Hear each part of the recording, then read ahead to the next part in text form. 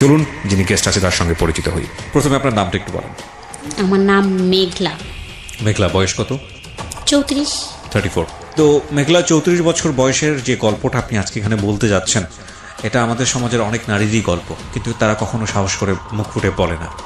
এবং আপনি আজকে সাহস করে এখানে এসেছেন, এবং নিশ্চয়ই কোনো না কোনো মেসেজ আছে যে কারণেই আজকে আপনি গল্পটা বলতে চান, যেটা সম্পর্কে আমি এখন পর্যন্ত ক্লিয়ার না।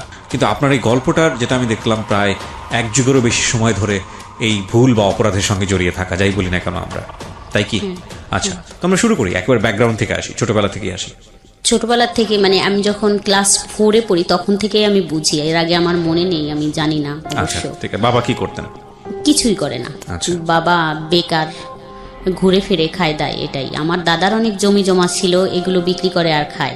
একদম আমরা দেখছি ছোটবেলায় আমি যে আমার বাবা 34 মাস যাত্রী বলে, গরমের সময়ও একদম পার নিচের থেকে মাথা পর্যন্ত একটা চাদর টাইনে ঘুমাতো দুপুরটা। মানে এই জিনিসটা দেখতাম যে একদম ঘুম সুন্দর করে একটা ঘুম দিত, উঠতো, আবার উঠে চলে যাইতো, ওই চার দোকানেই থাকতো। মানে 3-4-এ পড়ি, তখন তো পড়ালেখা করতেছিলাম, তখন ভালোই। তখন আমাদের জমি জমা ছিল অনেক, ফসল টসল থেকেই আমাদের সংসার চলতো। আমাদের কেউ তো আর ছিল না চাকরিজীবী বা কোনো ছিল না। আমি এরকম দেখতেছি যে অনেক কষ্ট। আমার দাদির জীবিত ছিল তখন। তো আমি ছোটবেলায় দেখা যাচ্ছে আমি তো এত কষ্টই ছিল আমার মার, যে আমার মাও কাপড়ের অনেক কষ্ট করছে, খাবারের অনেক কষ্ট করছে, আমিও করছি। যে একটা সালোয়ার কামিজ পরছি, একটা দিয়ে অনেক 3 মাস পরা লাগছে। দেখা যাচ্ছে একটা সালোয়ার কামিজ আমার 3 মাস পর্যন্ত পরা লাগছে, তারপর আবার আর একটা সালোয়ার কামিজ আমার জন্য হয়তো বানানো হয়েছে। তা আমার মা অনেক কষ্ট করে আমারে বানাই দিছে। বোন তো আর ছিল না, আমাকেই দিছে। ছোট 2টা ভাই ছিল। এরকম হয়েছে যে খাবারের কষ্টটা বলি, যে একটু যে চাউল না থাকলে আমার মা শাক রান্না করে খাওয়াইছে, পুঁই শাক রান্না করে খাওয়াইছে। আমার মনে আছে হয়তো একবারের কথা, যে আমরা একদিন বিকালবেলা খুব কান্নাকাটি করতেছিলাম, আমার মা কান্নাকাটি করে যে পুঁই শাকটা আছে ওটা তুলে এনে রান্না করে খাওয়াচ্ছিল, যে এটা খাও, পরে ভাত রান্না করে তোমাদের খাইতে দেওয়া হবে। যাই হোক, এরকম 5 পাস করে 6-এ ভর্তি হলাম, 6 পড়লাম, তারপরে 7-এ উঠলাম। এভাবেই তো জীবন, অনেক কষ্ট।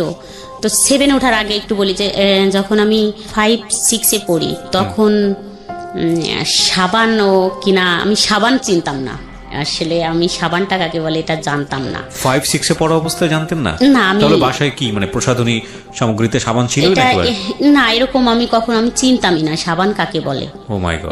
তো একবার খুব কান্নাকাটি করলাম একটা ঈদের সময়, যে আমাকে একটা সাবান কিনে দেওয়া হোক। আমার দাদি আমাকে আমার চুল ধুয়ে দিত মাটি দিয়ে। ও আচ্ছা, আমার দাদি ছিল জীবিত, তো আমাকে নদীতে নিয়ে যাইতো গোসল করার জন্য। আমাদের ডাঙ্গা এলাকা, পানি খুব কম থাকতো, নদী ছিল পাশে বারাসিয়া, ওখানে নিয়ে যাইতো। আমাকে বলতো যে এই মাটি দিয়ে চুল ধুয়ে দিলে তোমার চুল অনেক সুন্দর হবে। উনি ধুয়ে দিত আমার চুলগুলা মাটি দিয়ে, মানে এতটা কষ্ট। তো একবার আমি 5-এ মনে হয় না 6-এ করি, তো কান্না করতেছিলাম ঈদের আগে যে আমাকে সাবান কিনে দিতে হবে, না হলে আমি ঈদের দিন গোসলই করবো না। তা আমার বাবা আমাকে 5 টাকা দিয়ে একটা কসকো সাবান নিয়ে আসে, ছোট্ট একটা কসকো সাবান এনে দেয়। আমি খুব যত্ন সহকারে সাবানটা ব্যবহার করছিলাম অনেক দিন, 15 দিনের মতো। এভাবেই জীবন কাটতেছিল খুব কষ্টের ভিতর দিয়ে।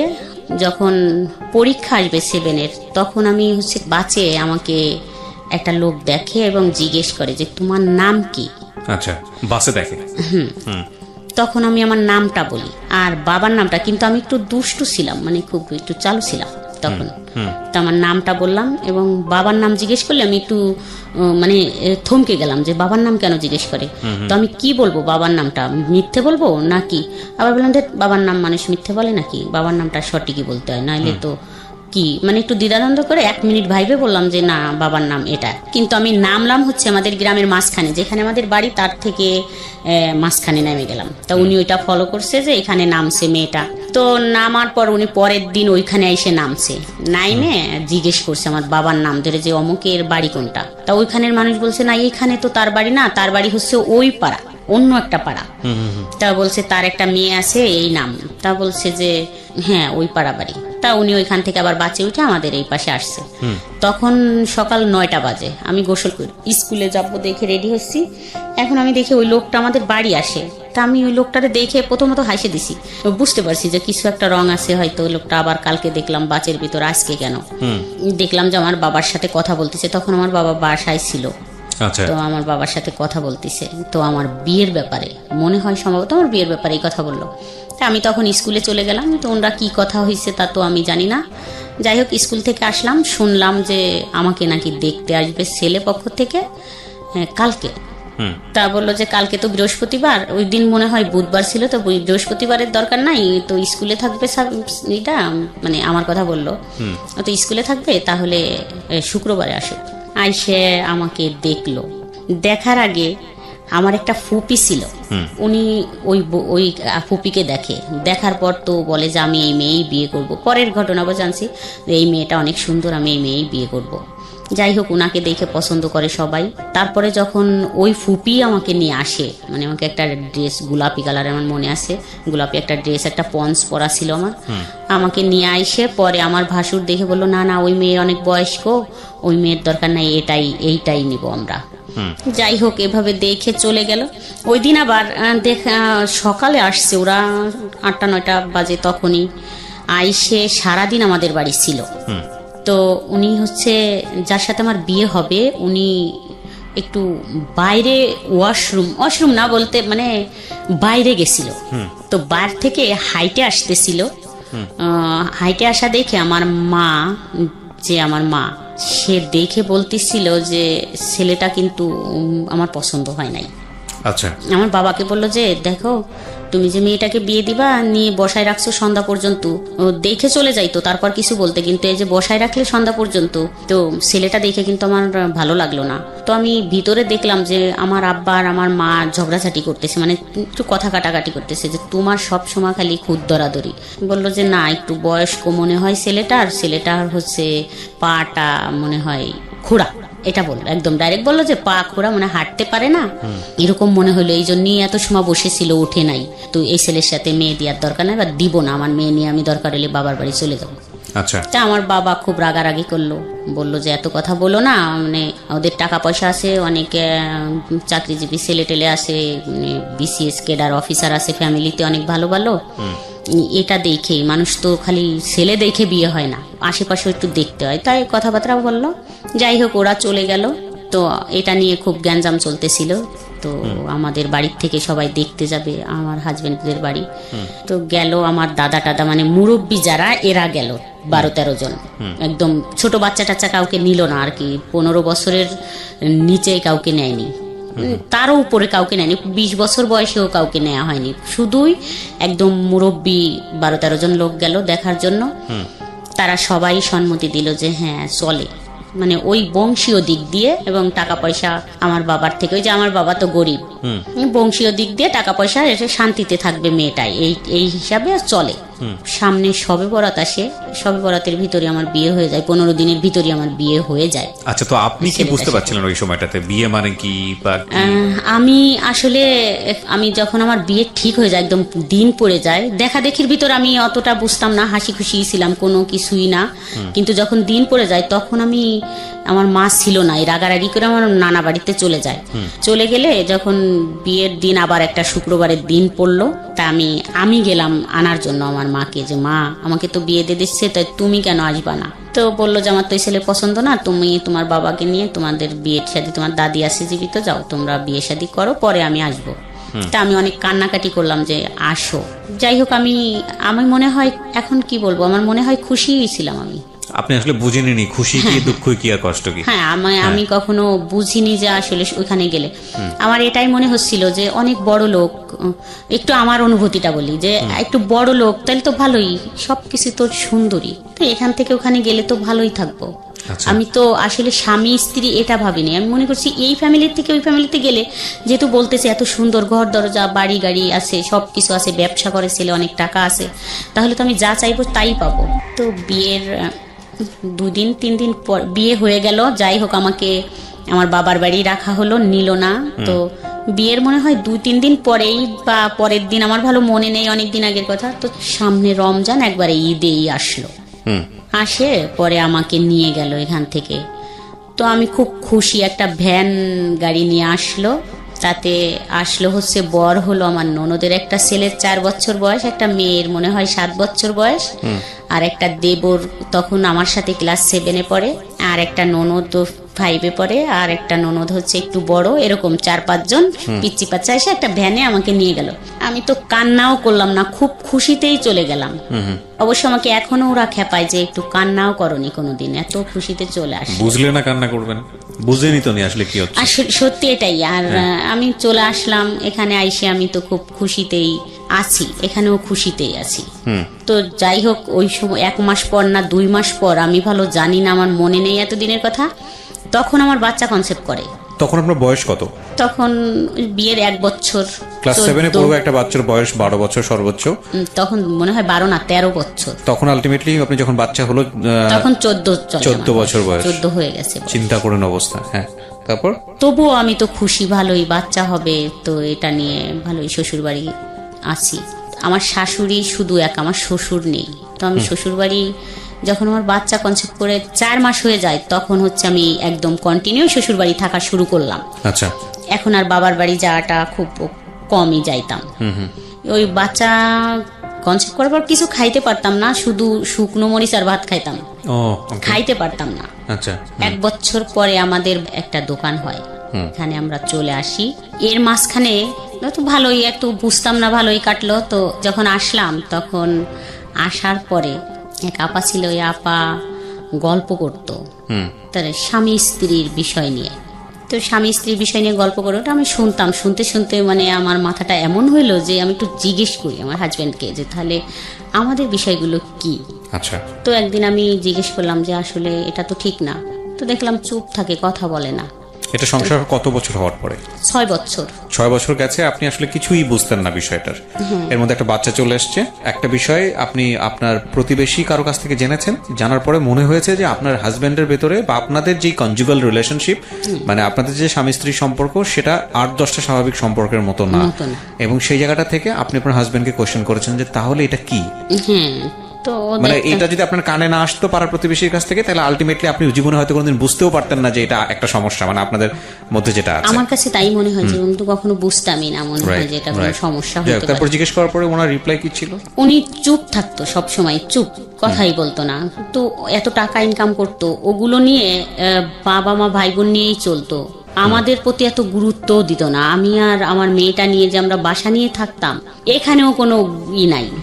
দেখা যাচ্ছে রাত 12টার পরে বাসায় ফিরতেছে, আসতেছে না বাসায়, 12টার পর ফিরতেছে। তারপরে দেখা যাচ্ছে যে বাজারটা আমাদের যদি কিছু বলতেছি যে একটা কিছু কিনে দাও, একদম না, দিবানি না বলতো না, অবশ্য বলতো দিবানি, কিন্তু ওই দিবানি পর্যন্ত, এরপর আর কখনো দেয়া হতো না, মানে দিচ্ছেই না এরকম। যদি আমাদের প্রয়োজনীয় কাপড় চোপড় লাগবে বা বাচ্চার কিছু, দিবানি পরে, এখন তার কি, এখন যাও, এরকম করে বলতো। যে আমি বাজার আনতে গেছি ওর দোকানে, বলতো যাও পরে আসো, এখন না, এরকম করতো। তাই এই একটা আসলো মাথার ভিতর যে এরকম করে, তো যা চলে যাব এখান থেকে, থাকবো না। তো এটা নিয়ে যখন এখানে আসলাম আমি বাসা নিয়ে, তখন কিন্তু আমার হাজবেন্ড গায়ে হাত তোলা শুরু করলো। আচ্ছা। এখানে আসার পরে ওই যেগুলো নিয়ে চাহিদা বেড়ে গেল, এটা চা আর সেটা চা, বাজার ঘাট চাওয়া, তখন কিন্তু গায়ে হাত তুলতো।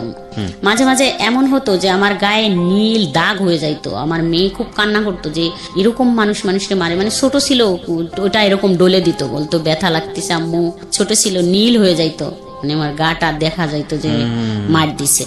এখন কেন দিত সেটাও আমি জানতাম না অনেক সময়, যে একটা বাজারের কথা বললেই এরকম মারে।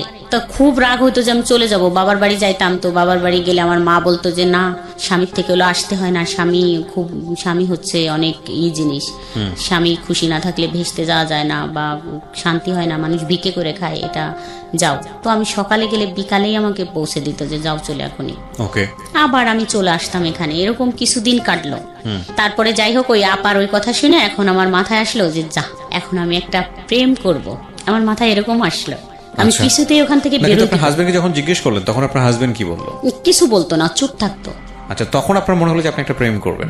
আচ্ছা, আর ওই যে বাজারঘাট সবকিছু সমস্যা মিলে যে এটা কথা বললাম, একবার বললাম যে তাহলে চলো যাই একটু ডাক্তার দেখাই, যদি ডাক্তার বলে যে কখনো সুস্থ হবে না তাহলে আমার কোনো অবজেকশন নাই, আমি কিছু বলবো না। যদি ডাক্তার বলে যে না এটা সুস্থ হবার না, কিন্তু যদি সুস্থ হয় ওষুধ খাইলে তাহলে খাও, যেহেতু টাকা আছে, তার টাকা ছিল, এটা আমার ছিল, মানে আমার ভিতরে এটা অভিযোগ ছিল যে টাকা আছে যেহেতু কিছু টাকা খরচ করো, কিন্তু সে আর নারাজ, কোনো টাকাই সে খরচ করবে না, মানে ডাক্তারই সে দেখাবে না। অর্থাৎ আমি জানছি যে সে ডাক্তার দেখাইয়েই বিয়ে করছে। আচ্ছা, ডাক্তার কি বলেছে? ডাক্তার দেখাইয়েই বিয়ে করছে। ডাক্তার বলছে যে আপনি দ্রুত বিয়ে করে ফেলেন, না হলে আপনার আরো সমস্যা হবে, যা কখনোই ভালো হওয়া সম্ভব না। ওকে ওকে, যে কারণে সে এরকম বিয়ে নীরব করেছে। থাকে। এবং আরেকটা বড় বিষয় যেটা হচ্ছে যে এইরকম একটা পরিবার, ওনার তো মোটামুটি সম্পদশালী ছিলেন আপনাদের তুলনায়, এবং এত ছোট একটা বাচ্চাকে তার বিয়ে করার প্রশ্নই ওঠে না। আপনার সাথে আপনার হাজবেন্ডের বয়সের পার্থক্য কত? 19 বছর। Can you even imagine guys, 19 বছরের ছোট একটা বাচ্চাকে, সে ক্লাস 7-এ পড়ুয়া একটা বাচ্চাকে বিয়ে করেছে। So it was A plan, যাতে করে বাচ্চা এই ধরনের সম্পর্কে নাই, বাচ্চা কিছুই বুঝবে না, এবং তার যে ফিজিক্যাল মানে ডেফিসিট বলবো না, ফিজিক্যাল প্রবলেম যেটা আছে সেটা যাতে করে সে না বুঝে। এবং এটা খুব টেকনিক্যালি উনি খুব সুন্দরভাবে এটাকে মেনটেন করেছেন। ফরচুনেটলি আর আনফরচুনেটলি যাই বলি না কেন, এই ভদ্রমহিলা সংসার করার 6 বছর 7 বছর পরে গিয়ে সে বুঝতে পেরেছে, তাও অন্যের প্রতিবেশীর কোনো এক ভদ্রমহিলার কথা শুনে, মানে তাদের মধ্যে যেসব বিষয় নিয়ে যখন 4-5 জন মহিলা একসঙ্গে আলাপ আলোচনা করতেন, ডিসকাশন করতেন, ওই সময়টাতে উনি বুঝতে পারেন যে কি রে, ব্যাপারগুলো তো আমাদের মধ্যে এরকম না। তো সামহাও এটা নিয়ে তার হাজবেন্ডকে যখন তিনি চার্জ করেছেন, তখন হাজবেন্ড সাইলেন্স ছিল। শুধু এটাই সমস্যা ছিল না, ওনার কথা অনুযায়ী আরও যে সমস্যাগুলো, সেটা হচ্ছে যে যেভাবে টেক কেয়ার করা উচিত, উনি প্রচুর পয়সা কামাতেন, সেভাবে টেক কেয়ার তিনি করতেন না। আচ্ছা, তারপরে আপনি নিজে থেকে একটা ডিসিশন নিয়ে ফেললেন যে না আমি প্রেম করব। প্রেম তো আসলে করবো এরকম বা করবো এরকম একটা প্ল্যান করে হয় না, এটা মানুষের জীবনে আসে, কিন্তু আপনি প্ল্যান করছিলেন যে না আমার একটা প্রেম করা উচিত। যাই হোক, তারপর মানে আমাকে খুব মারে আর এবং শ্বশুর বাড়ি নিয়ে যায়, যাই হোক একটা কারণে নিয়ে যায় মারে আমাকে।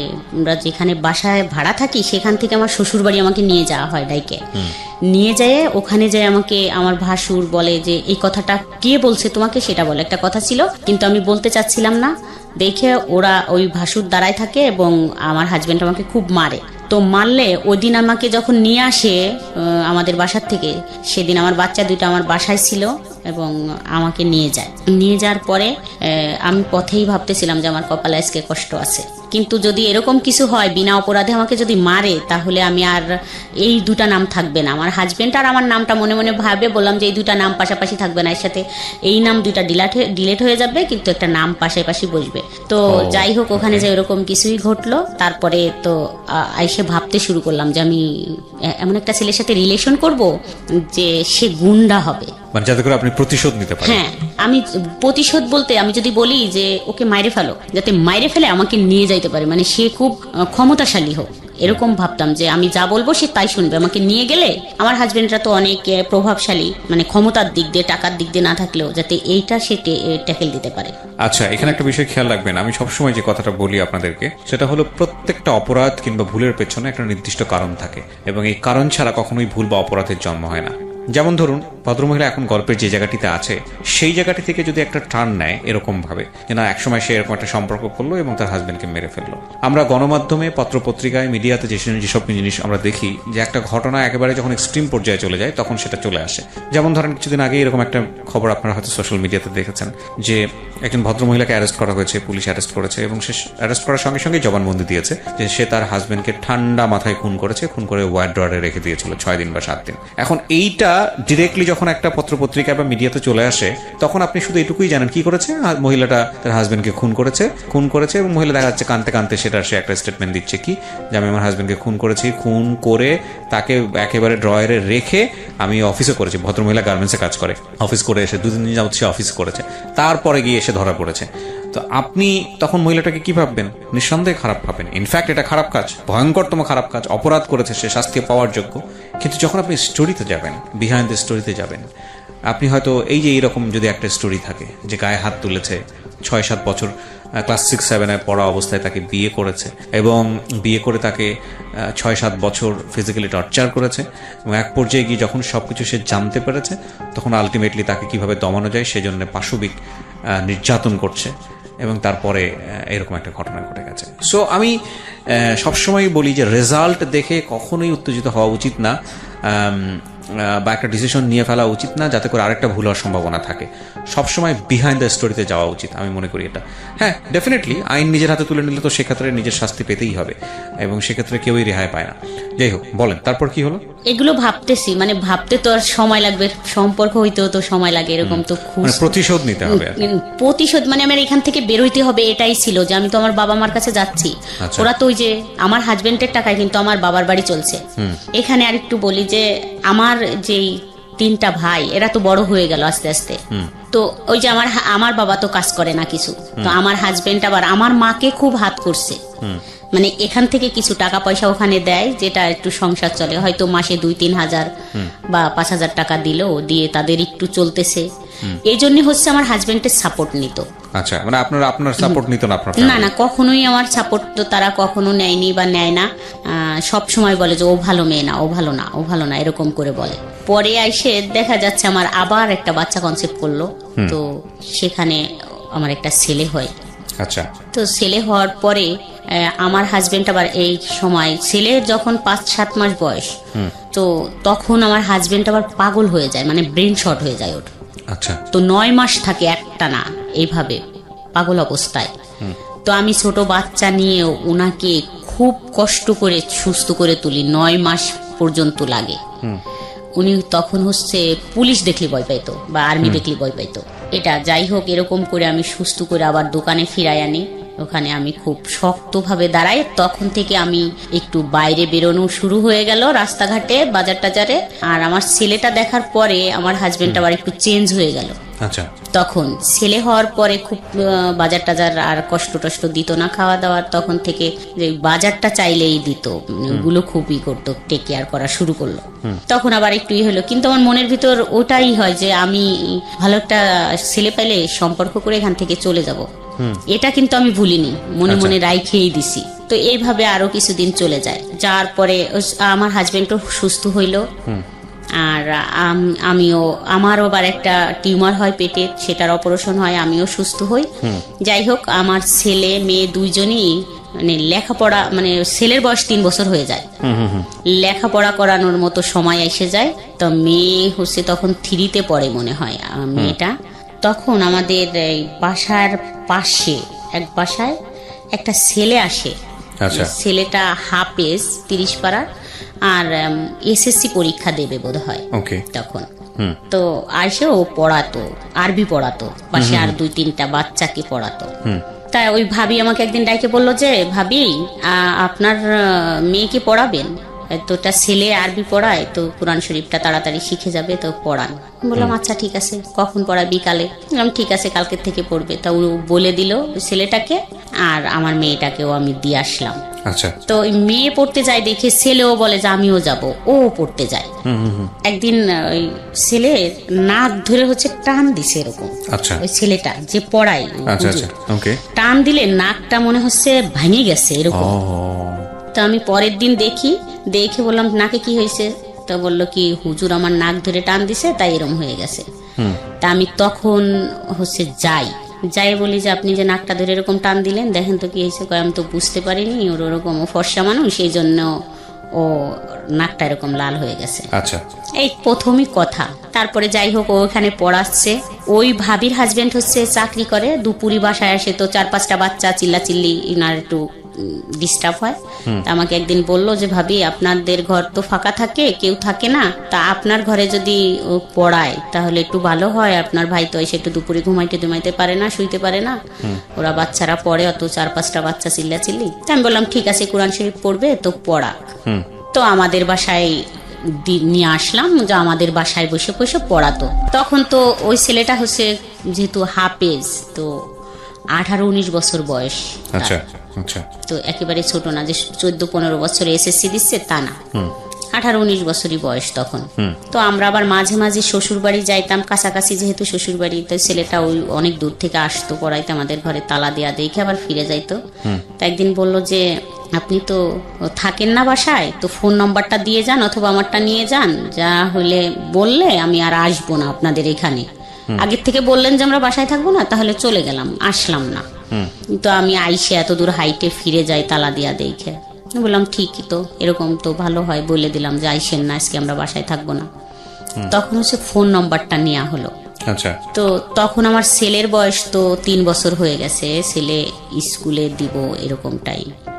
তা একদিন আমাদের ওইখানে খুব বড় সড়ো মেলা হয়, সেই মেলার জন্য আমরা যাচ্ছিলাম, কিন্তু আমি আর যাইতে যাইতে যেটা ফোন দিব মনে ছিল না। আচ্ছা, তো আমি যাইয়ে সন্ধ্যার সময় ফোনটা দেই নাম্বারে যে হুজুর আমরা তো চলে আসছি, মনে নেই আপনাকে বলে আসতি, আমরা তো 2-3 দিন থাকবো। তা বললো আমি তো দুপুরে গেছিলাম, আপনাদের তালা দিয়া দেখছি। বলছি হ্যাঁ আমার মনে ছিল না, আপনাকে একটু বলে আসবো। ওকে। তারপরের দিন 10টার দিকে আবার ফোন দিছে ছেলেটা, বলতেছে যে আপনারা কখন আসবেন। বললাম আজকে তো আসবো না, আবার 4-5 মিনিটের মতো কথা হলো। আবার বিকালে ফোন দিছে, কেন আসবেন না, চলে আসেন। বললাম না আজকে তো বিকাল হয়ে গেছে, আজকে আসবো না, কালকে আসবো। তো পরের দিন সকালবেলা একদম ঘুম থেকে উঠলেই ফোন দিছে যে এখনই চলে আইসেন কিন্তু। তো আমরা তো সেদিন চলেই আসবো। আসার পর এরকম ফোনে কথা বলাটা আস্তে আস্তে শুরু হলো এই ছেলেটার সঙ্গে। হ্যাঁ, আচ্ছা, কথা বলতে বলতে তো এই ফোন দেয়। আমাদের বাসায়ও তো 2-3 ঘন্টা থাকে পড়ায়, টাইমটা দুপুর থেকে বিকাল পর্যন্ত থাকে। আবার বিকালে চলে যাচ্ছে, যাওয়ার পর আবার ফোন দিচ্ছে, কি করতেছেন। বলতাম যে কি ব্যাপার ফোন, তো কথা বললে কি হয় এরকম। যাই হোক আস্তে আস্তে আগালাম যে ঠিক আছে, তো একটু দুষ্টামি করি কথা বলতেছে যখন। কিন্তু আমার মনের ভিতর আছে যে আমি তো এরকম ছেলের সাথে কথা বলবো না, ফাজলেমি করি, ফোন যেহেতু দিচ্ছে একটু কথা বলি। কিন্তু আমি যখন এরকম ছেলে পাবো যে গুন্ডা মস্তান টাইপের, তখন আমি তার সাথে রিলেশন করব, যাই হোক এরকম পলাবো। তো এর সাথে কথা বলতেছি বলি, তো 1 মাস পর বাদ দিয়ে দেবো এরকম মনে হইলো তখন, যে 1 মাস পর বাদ দিয়ে দেবো কথা বলা। তো আমি 1 মাস কথা বললাম, রেগুলার প্রতিদিন কথা হইতো, সন্ধ্যার পর 1-1.5 ঘন্টা, তারপরে দিনে 2-3 বার। কি বলতেন 1-1.5 ঘন্টা একটা অচেনা অপরিচিত মানুষ? জানি না কি কথা হইতো, এরকম 1-1.5 ঘন্টা কথা হইতো। যাই হোক 1 মাস পর যখন ভাবলাম যে এটা তো ভালো না, যেহেতু আমি বিবাহিত, আমি বললাম যে আমি তো বিবাহিত আর তুমি ছোট মানুষ, এটা ঠিক না। আপনার চেয়ে ছোট ছিল বয়সে? হ্যাঁ আমার থেকে একটু ছোট ছিল। একটু বলতে কত বছরের ছোট? 6 বছরের। 6 বছর, এটা একটু না ভালোই ছোট। হ্যাঁ, তারপরে বললাম যে না কথা বলো না, তুমি ছোট মানুষ আর আমি তো বিবাহিত, যাই হোক কথা বলার দরকার নাই। কিন্তু সে বলল যে না, কথা না বললে বাঁচবো না, তো মরে যাব। ওকে। সে জানতো যে আপনি তার চেয়ে বয়সে বড়? হ্যাঁ, বাচ্চা 2টা আমাদের বাসায় আসতো, পড়াইতো তো। না ঠিক আছে, কিন্তু বয়সে বড়টা তো জানতো। হ্যাঁ, তারপরে তো বললাম না এটা কি বলো, এরকম কি সম্ভব নাকি কথা বলা। ওকে আপনি করে বলতো? হ্যাঁ, তখন আপনি করে বলতো। হ্যাঁ, 3 মাস যখন কথা বলা হয়, 3 মাস পরে তা মানে আমাদের কি ফান করতেন, ফাজলামো করতেন, মানে কথার মধ্যে ফাজলামো করা, এই যে ও যে বললো না বললে মরে যাবো মুখ টমুক, এগুলো কি ফান করে বলেছে, মজা করেছে? না, কখনো এরকম মজা করে বলেনি। এই ঘুমের ট্যাবলেট খাবো এটা সেটা সিরিয়াসলি বলতো। আরে আপনি কি তাকে কোনো প্রকার লাই দিয়েছিলেন, মানে সুযোগ দিচ্ছিলেন যে কোনোভাবে হোক আপনার প্রতি এরকম কোনো সুযোগ কি দিচ্ছিলেন? এরকম বুঝিনি এরকম সুযোগ, কিন্তু ভালো লাগতো। আচ্ছা, কথা বলতে ভালো লাগতো, ঠিক আছে, বলেন। দেখতেও ভালো লাগতো। ওকে। এবং আপনার যে ভালো লাগতো এটা কেউ বুঝতো? হ্যাঁ। ওকে, ঠিক আছে, তাহলে তো ঠিকই আছে, ও ওর জায়গা থেকে যেভাবে ফল ইন হওয়ার কথা সেভাবেই হয়েছে। তারপর 3 মাস পর কথা বলার, আমাদের ওখানে একটা অনুষ্ঠান হচ্ছিল, গানের অনুষ্ঠান, ঢাকা থেকে অনেক শিল্পী টিল্পী গেছিল। অবশ্য সেদিন প্রথম বলল যে এখানে যাওয়া যাবে না, যেহেতু ও হুজুর, মানে ও তো হাফেজ ছিল 30 পাড়ার। তো আমি একটু যেহেতু এরকম সাজুগুজু করতাম, এগুলো থেকে শুরু করলো যে না এরকম সাজা যাবে না, বোরখা পরে চলতে হবে বা মুখ টুক ঢাকতে হবে, পর্দা করতে হবে, নামাজ পড়তে হবে। তো নামাজে ফুল ফিট চলে আসলাম, 5 ওয়াক্ত নামাজ পড়া। তো পর্দা করতে হবে, পর্দার জন্য খুবই দিল যে পর্দা করতে হবে, মুখ খুলে কারো সামনে যাওয়া যাবে না কোনো ছেলে মানুষের, আর ওইখানে গানে তো যাওয়াই যাবে না এবং বাচ্চাদেরও যাইতে দেওয়া যাবে না। বললাম ছোট বাচ্চা, এত বড় অনুষ্ঠান, সবাই তো চলে যাচ্ছে, নিয়ে যাক। তা পাশের এক ভাবি এসে বললো যে ভাবি যাবেন না?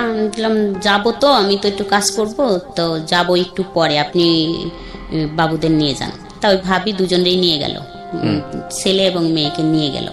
নিয়ে যাওয়ার পরে ওরা ওইখানে দেখতেছে অনুষ্ঠান, কিন্তু ও ছেলেটা আমাদের বাসায় আসলো তো দেখার জন্য যে আমি গেছি কিনা। কোন ছেলেটা? যে ছেলেটা পড়ায়? হ্যাঁ, যে ছেলেটা পড়ায়, ওই ছেলেটা আমাদের বাসায় আসলো। আসার পরে দেখলো যে আমি কাজ করতেছি, যাইনি। তো আমাদের ঘরে আসলো, তখন ওই পাড়ার মানে কেউই বাচ্ছিল না, সবাই গেছিল, শুধু আমি যাইনি। মানে মোটামুটি পাড়া ফাঁকা, ঘর ফাঁকা। আপনার হাজবেন্ড দিনের বেলা কোথায় থাকতো? দোকানে বিজনেসের কাজে ব্যস্ত থাকতো। হ্যাঁ, আমাদের দোকান আছে, তো সকাল 8টায় চলে যায় আর রাত 11টায় আসে। এর মাঝখানে কোনো খোঁজ খবর নাই? না, আসতো না। এটা কি আপনার এই যে ছেলেটা পড়াতো বাড়িতে, এও জানতো বিষয়টা? হ্যাঁ। তারপর তারপরে আসলো, বসলো, তো কথা বলতেছিলাম আমরা ঘরের ভিতরেই। তো প্রথম জড়াই ধরলাম আমি, মানে বসে আছে এমনি যাই জড়াই ধরলাম 3 মাস পর কথা বলার। তারপরে তো ও মাথা নিচু করে বসে আছে, ভয় পাচ্ছিলাম আমিও। তারপরে ও বলল যে ঠিক আছে তুমি যাবা না ওইখানে গান শুনতে, ওটা ভালো জিনিস না, তুমি থাকো, তাহলে আমি চলে যাই। তো ও চলে গেল। চলে যাওয়ার পরে এরকম তো 1 বছর কথা হইলো আমাদের। এইরকম বাসায় যাওয়া আসা? হ্যাঁ, তো প্রতিদিন আসে ও পড়াইতে, ওটাই। তাই ছাড়া এমনি হয়তো কখনো আসলে আমি শুয়ে আছি, হয়তো আমার পায়ে হাত দিল, পাটা একটু হাত দিল, এরকম হয়তো আমার মাথায় হাত দিল বা আমার চুলে একটু হাত দিল, এরকমই হাত দিত। তারপরে বিষয়টা কি দাঁড়াচ্ছে যে আপনারা কি দুজনকে ভালোবেসে ফেললেন, নাকি এটা অন্য কোনো ধরনের সম্পর্ক ছিল? না, দুজনকে ভালোবেসে ফেললাম।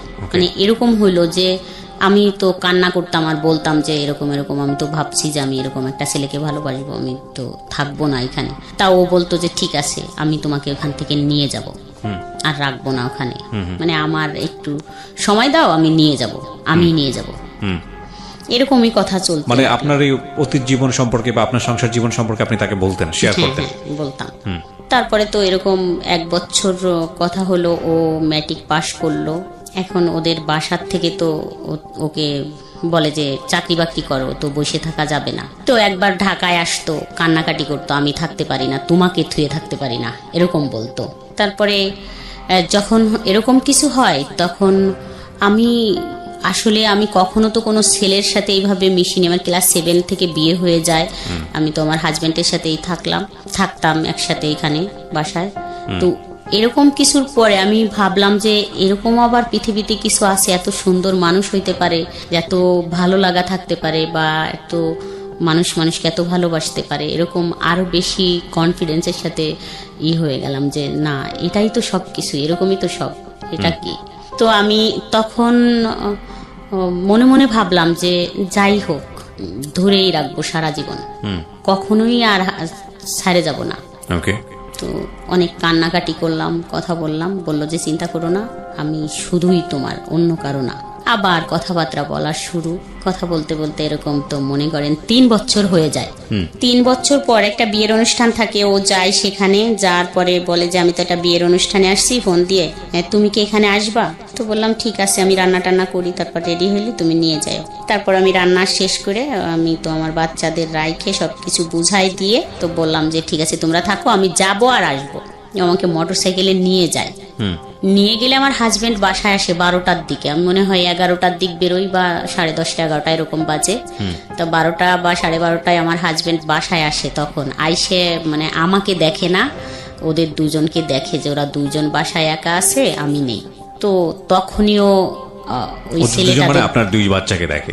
হ্যাঁ, তখনই ওই ছেলেটাদের বাসায় যায়, মানে কিছুই জানে না বা কোনো কিছুই না, কিন্তু আমাকে দেখতো আশেপাশের মানুষ, যে আমি ফোনে সারাক্ষণ কথা বলতাম, যে খালা টালা যাদের বলতাম, ভাবি টাবি, ওরা বলতো তোর তো কান নষ্ট হয়ে যাবে, তুই ফোনে কথা বলিস এইভাবে, তোর কান নষ্ট হয়ে যাবে। তো ওইটা বুঝতো যে আমি ফোনে কারোর সাথে কথা বলি। কিন্তু আমার হাজবেন্ড একবারে ডাইরেক্ট ওদের বাসায় যায় বলে যে আপনার ছেলে আমার বউ নিয়ে চলে গেছে, আরো 10 লক্ষ টাকা নিয়ে গেছে, আমার বউ নিয়ে আসেন, আমার 2টা বাচ্চা রাইখে নিয়ে চলে গেছে। এর আগ পর্যন্ত কি এই ছেলেকে নিয়ে আপনার সঙ্গে কোনো কথাবার্তা হয়েছে? আপনার হাজবেন্ডের কোনো কিছু কথাবার্তা হয়নি? কোনো হাজবেন্ড বললেন মানে কারোরই কোনো কথাই হয় নাই। আপনার হাজবেন্ড এই ছেলেটাকে সন্দেহ করে এরকম কোন আচরণ দেখিয়েছে? না, ও তো কখনো দেখেইনি যে ও কখন বাসায় আসে আর কখন যায়। আপনার বাড়ির আশেপাশে কেউ কি সন্দেহ করতো এই ছেলেটাকে নিয়ে? এই ছেলেটাকে নিয়ে সন্দেহ করতো, যে ফোনে কথা বলতাম এটাই সন্দেহ করতো, যে ফোনে কথা বলে। ফোনে কার সঙ্গে কথা বলে সেটা কি জানতো? সেটা কেউ জানতো না। তারপরে ধাম করে গিয়ে সে ওই বাড়িতে গিয়ে বলে যে আপনার ছেলে নিয়ে চলে গেছে। এখন হ্যাঁ, ও ওদের বাড়ি গেছে, যাইয়ে ওর বোন আছে। বাড়ি কত দূর ছিল আপনাদের এখান থেকে? আমাদের থেকে অল্প একটু দূর, কতটুকু বলবো, মানে 1/2 কিলো, 1/2 কিলোর থেকেও কম। আচ্ছা, হেঁটে যাওয়া গেলে কতক্ষণ লাগে? 5 টাকা রিক্সা ভাড়া বা ভ্যান ভাড়া 5 টাকা। ঠিক আছে, কাছাকাছি। হ্যাঁ, কাছাকাছি একদম। তো যাই বলে, আর আমি তো সত্যি ওর কাছেই ছিলাম, যেহেতু ওই বিয়ের অনুষ্ঠানে। তা ওর বোন হচ্ছে ফোন দিয়ে ওকে বলে যে তুই যে ওকে নিয়ে গেছিস, এখানে তোর হাজবেন্ডটাই সেই দেখ কি করতেছে, ও যদি তোর কাছে থাকে তাহলে ওকে পৌঁছে দি তাড়াতাড়ি, না হলে কিন্তু ঝামেলা করবে। ওই যে ক্ষমতা, সেই ক্ষমতা দেখাচ্ছে। ও আমাকে মোটরসাইকেলে আমার মামা বাড়ি দিয়ে আসে, আমাকে প্রশ্ন করতে থাকে যে আমি কোথায় তোমাকে দিলে ব্যাপারটা ঠান্ডা হবে। তো আমি ভাবলাম যে তাহলে আমার মামা বাড়ি যদি তুমি দিয়ে যাও, তাহলে আমি বলবো যে আমি তো মামা বাড়ি আসছিলাম, তাহলে হয়তো ব্যাপারটা একটু মেনটেন হবে। তো আসলাম মামা বাড়ি দিয়ে, ও মোটরসাইকেল টানতে, তো আমাদের বাসার এখানে আইসে আমার হাজবেন্ডের দোকানেই সরাসরি আসছে, আইসে কথা বলছে, আপনি এরকম যাই বলছেন, আপনি আমি ওকে নিয়ে গেছি, কই আমি তো নিয়ে যাই, আমি তো বাসায়, আর আপনার ওয়াইফ কোথায় গেছে আপনি খুঁজে দেখেন, এরকম কিছু বলতেছিল। তখন হচ্ছে আমাদের রিলেশন 2-3 বছর হয়ে গেছে। আচ্ছা, তারপরে আমি যে মামা বাড়ি আমাকে নামাই দিল, ও বাড়িও খোঁজ অনেক হয়ে গেছে, ফোনে তো সবার কাছে জানাজানি হয়ে গেছে, আমাকে পাওয়া যাচ্ছে না, চলে গেছি আমি এরকম। তা ওই মামিরে বললাম, আমার মামিরে, যে মামি এরকম তো করছে, তাহলে আমাকে কিভাবে পৌঁছে দিয়ে আসবেন, আসেন, আমার তো ভয় করতেছে। তারপর বললো, তুই সত্যি কথা বলতো, তুই কোথায় ছিলি? তা আমি সত্যি বললাম যে ওর সাথেই ছিলাম, ওই ছেলেটার সাথে ছিলাম, এরকম একটা ছেলের সাথে কথা বলি, ছেলেটা কিন্তু অনেক সুন্দর দেখতে, আর আমি কিন্তু ওর সাথে চলে যাব। ওই মামিকে বললাম, আমি কিন্তু ওকে বিয়ে করব, এটা একটু সময় লাগবে ওর চাকরির জন্য, তাই তুমি আমাকে যেভাবে পারো ঘরে দিয়ে আসো। তখন মামির কাছে ডিসক্লোজ করলেন? হ্যাঁ হ্যাঁ বললাম। তো ওই মামি আমার একটা মামাতো ভাইকে ডাইকে বললো যে এই ঘটনা। তা ওই মামাতো ভাই বললো যে তাহলে ছেলেটাকে ডাকতো, তোকে দিয়ে আসার আগে ছেলেটাকে দেখি, যে আসলে ছেলেটা তোর কথা মতো যদি সুন্দর হয়, ভালো হয় ছেলেটা, তাহলে আমরাই তোর এর থেকে বের করব, মানে এখানে ডিভোর্স আর ওইখানে বিয়ে দিয়ে দেবো, এরকম কথা হলো। আমি ফোন দেওয়ার সাথে ও আবার চলে আসলো আমার মামা বাড়িতে। তা আসার পর বললো যে কেন আসবো? তা আমি বললাম যে তোমাকে দেখতে চাচ্ছে, যদি কথাটা যেহেতু এরকম হয়েছে যে চলে গেছে, তাহলে ওরা যদি দেখে তোমাকে ভালো লাগে, তা বলছে তাহলে এখানে এরকম কিছু হবে, যে ওখান থেকে ডিভোর্স, আর এখানে তোমার আমার 2-3 মাস অপেক্ষা করার পর তোমার সাথে আমার বিয়ে হবে, ওরা বলতেছে। তা ও রাজি হলো, ও চলে গেল ওখানে। কি করতো তখন ও তখন কিছু করতো না। বয়স কত তখন ছিল ওর? এসএসসি পাস করছে মাত্র, 19। চিন্তা করেন অবস্থা। ওকে, তারপরে ও যাওয়ার পরে মানে আমার ছোট ভাই ওই আমার মামার বাড়িতে একটা মোটরসাইকেল নিয়ে গেছে। ও যাওয়ার পরে কথা হলো, আমার মামার সাথে কথা হলো, বললো যে পছন্দ করো? তা বললো যে হ্যাঁ। তাহলে কি করবা? বললো যে আপনি যেটা বলেন। মামা বললো তাই কি করবো, আমি কি বলবো তোমারে, ও তো একজনের বউ। তা বললো ঠিক আছে, ওখান থেকে নিয়ে আসার ব্যবস্থা করেন, তারপরে এটা মিউচুয়াল হলে আমি ওকে বিয়ে করব, নিয়ে যাব এখান থেকে, আপনার টেনশন নাই। তারপরে ওইভাবে কথা সেটেল হয়ে ওকে বললো যে তাহলে ঠিক আছে, আমি ওকে উঠাই দিয়ে আসি বাসে। পাশেই রাস্তা, হাইওয়ে নিয়ে গেছে, কিন্তু আমাকে ফোন দিয়ে বলতেছে এখানে কিছু লোক আমাকে আটকে রাখছে, তুমি একটু আসো। তো আমি ছেলেটা আমাকে ফোন দিয়ে বললো যে আমাকে তো এখানে আটকে রাখছে, তুমি একটু আসো, দেখো আমাকে তো বাসে উঠতে দিচ্ছে না, আমাকে যাইতেই দিচ্ছে না। এখন বলে তোমার হাজবেন্ড কাকে কাকে নিয়ে আসতেছে, এখানে তো ঝামেলা। তো আমি দৌড়ে গেলাম, আমার মামি, ওই মামিটাও গেল সাথে, দুজনে দৌড়াই গেলাম। যাই দেখলাম যে আমার ছোট ভাই, মানে আমার ছোট ভাই আপন ছোট ভাই ওখানে দাঁড়ায় আছে, অনেক লোকজন, মানে বিশৃঙ্খল খুবই একটি হচ্ছে, ওকে মারতে যাচ্ছে, হে তুই একজনের বউকে নিয়ে আসছিস হ্যান ত্যান। তাও বলতেছে না আমি তো নিয়ে আসিনি, আমাকে তো ডাইকে আনা হয়েছে, এরকম বলতেছে। ও যাই হোক, পরে আমি যাই দেখলাম যে খুব চিল্লাচিল্লি হচ্ছে।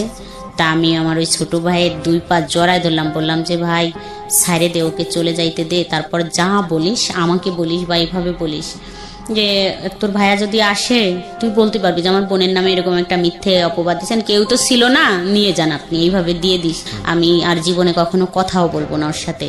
কিন্তু ওরা তা শুনলো না। আমি বললাম যে সাইরে দে, আমি আর কথা বলবো না, যা তোদেরকে তোরা যেভাবে বলিস সেভাবেই হবে, কিন্তু ওকে যাইতে দে। দিল না, যেতে দিল না, ওরা আটকেই রাখলো। রাখার পরে তখন আমার ফোনটা কাইরে নিয়ে গেল, বাড়ির পর নিয়ে আসলো। এখানে আমার একটা প্রশ্ন আছে, সেটা হচ্ছে যে আপনার যে ছেলেটার সঙ্গে সম্পর্ক, ও তো আপনার হাজবেন্ডের দোকানে গিয়ে দেখা করে আসছে অলরেডি, তারপরে যে আবার আমি ফোন দিয়ে আনছি। আচ্ছা, ওই একই দিনে ঘটনাগুলো ঘটে যাচ্ছে? হ্যাঁ। আচ্ছা, তো আপনি ফোন দিয়ে আনার পথে এটা আপনার ভাইয়ের হাতে পড়লো কিভাবে ওই ছেলেটা? জানি না, ওই আমার মামাতো ভাই বললো যে আমি ওকে আগায় দিয়ে আসি, উঠাই দিয়ে আসি, বাচ্চা ও তো চিনবে না। ও এখানে এসে আপনার সঙ্গে দেখাও করেছে? হ্যাঁ, দেখা করে যে কথা হয়েছে, কথা হয়ে তারপরে চলে গেছে, যাওয়ার পরে ধরা পড়ছে? হ্যাঁ, যাওয়ার পরে রাস্তায় যখন, তখন আপনি আপনার মামাতো ভাইয়ের এখানে? হ্যাঁ, মামা বাড়ি। আমাকে তো মামা বাড়ি নামাই দিচ্ছে। ওকে ফাইন, তারপর তো বাড়ির পান নিয়ে আসলো, খুব মারামারি, আমাকেও খুব গালাগালি করলো। এটা কে করছে? আপনার ভাই? ভাই, চাচি ছিল সাথে, তারপরে আমার হাজবেন্ডের সাথে আরো লোকজন ছিল, মানে মোটামুটি একবারে আউটব্রাস্ট হয়ে গেল এলাকায়, সব একদম সার্কুলার হয়ে গেল, চিচি করার মতো অবস্থা। বাচ্চা তখন বয়স কত? 2টার? বড়জন 4-এ পড়ে, আর ছোটজন 5-এ পড়ে মনে হয়, ছোটজন তো নার্সারিতে পড়ে। তার মানে ছোটজন কিছুটা হয়তো বুঝবে না, কিন্তু বড়জন মোটামুটি বোঝার বয়স। খুবই দুঃখজনক আসলে। যাই হোক, তারপর আমার বাবার বাড়ি নিয়ে আসা হলো, আমার মামা বাড়ি থেকে নিয়ে আসে, ওখানে খুব মারামারি ধরাধরি হইলো। তো খুব হাতে পায়ে ধরলাম যে মারামারির দরকার নাই, ঠিক আছে যা বলবে সেটাই শুনবো, ছেড়ে দাও।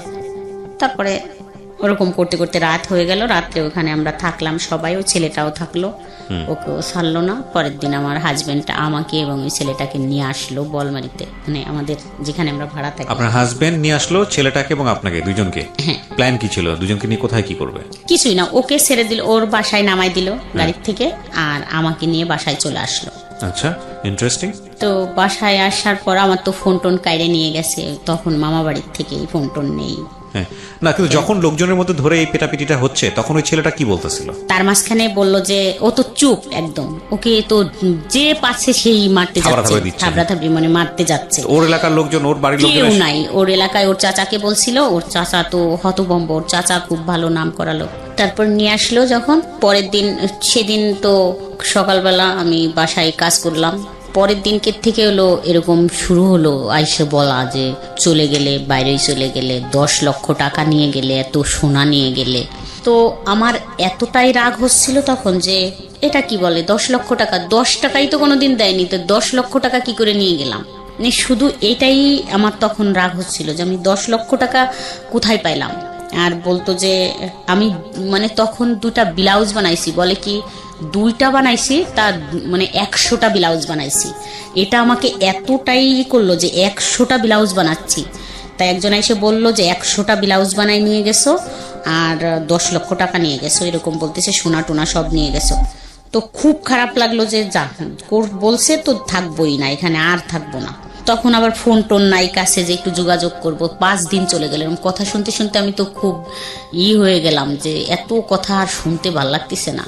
পরে আমার মেয়েটাকে পাঠালাম ওদের বাসায়, মানে ওদের ওইখানে, বললাম যে যাও তো তুমি দেখা করে আসো গে কি করে।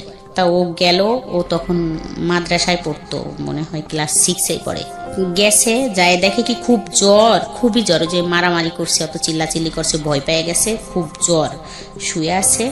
তা ওকে ও যায় যখন ওইখানে দাঁড়াইছে, তাই জানালা দিয়ে দেখছে যে রাস্তায় ও দাঁড়ানো, তো বুঝতে পারছে। তা ও একটা ফোন, ওর একটা ফোন ছিল ঘরে, ওর ছোট্ট ফোন, ওই ফোনটা ওকে দিয়ে বলছে তোমার আম্মুকে দিবা, লুকায় কেউ যেন না দেখে। তা একটা ফোন আর একটা সিম ঢুকায় দিয়ে দিল। তো আমারও খুব রাগ হচ্ছিল এরকম করে বলে। তখন আইসে, এর আগে তো একটু যাই হোক সম্পর্ক ছিল, ওই রকমের গভীর সম্পর্ক ছিল না, তখন হয়তো যদি একটু সহানুভূতি দেখাইলে মনে হয় বাদ হয়ে যাইতো বা কথা বলা, ওই যে 5 দিন বলিনি, আস্তে আস্তে ঠিক হয়ে যাইতো। কিন্তু ও ফোনটা দিল, আর ও তো ছেলে মানুষ, হয়তো মনে মনে ভাবছে যে আমাকে মারলো এইভাবে, যা কিছু একটা করবই।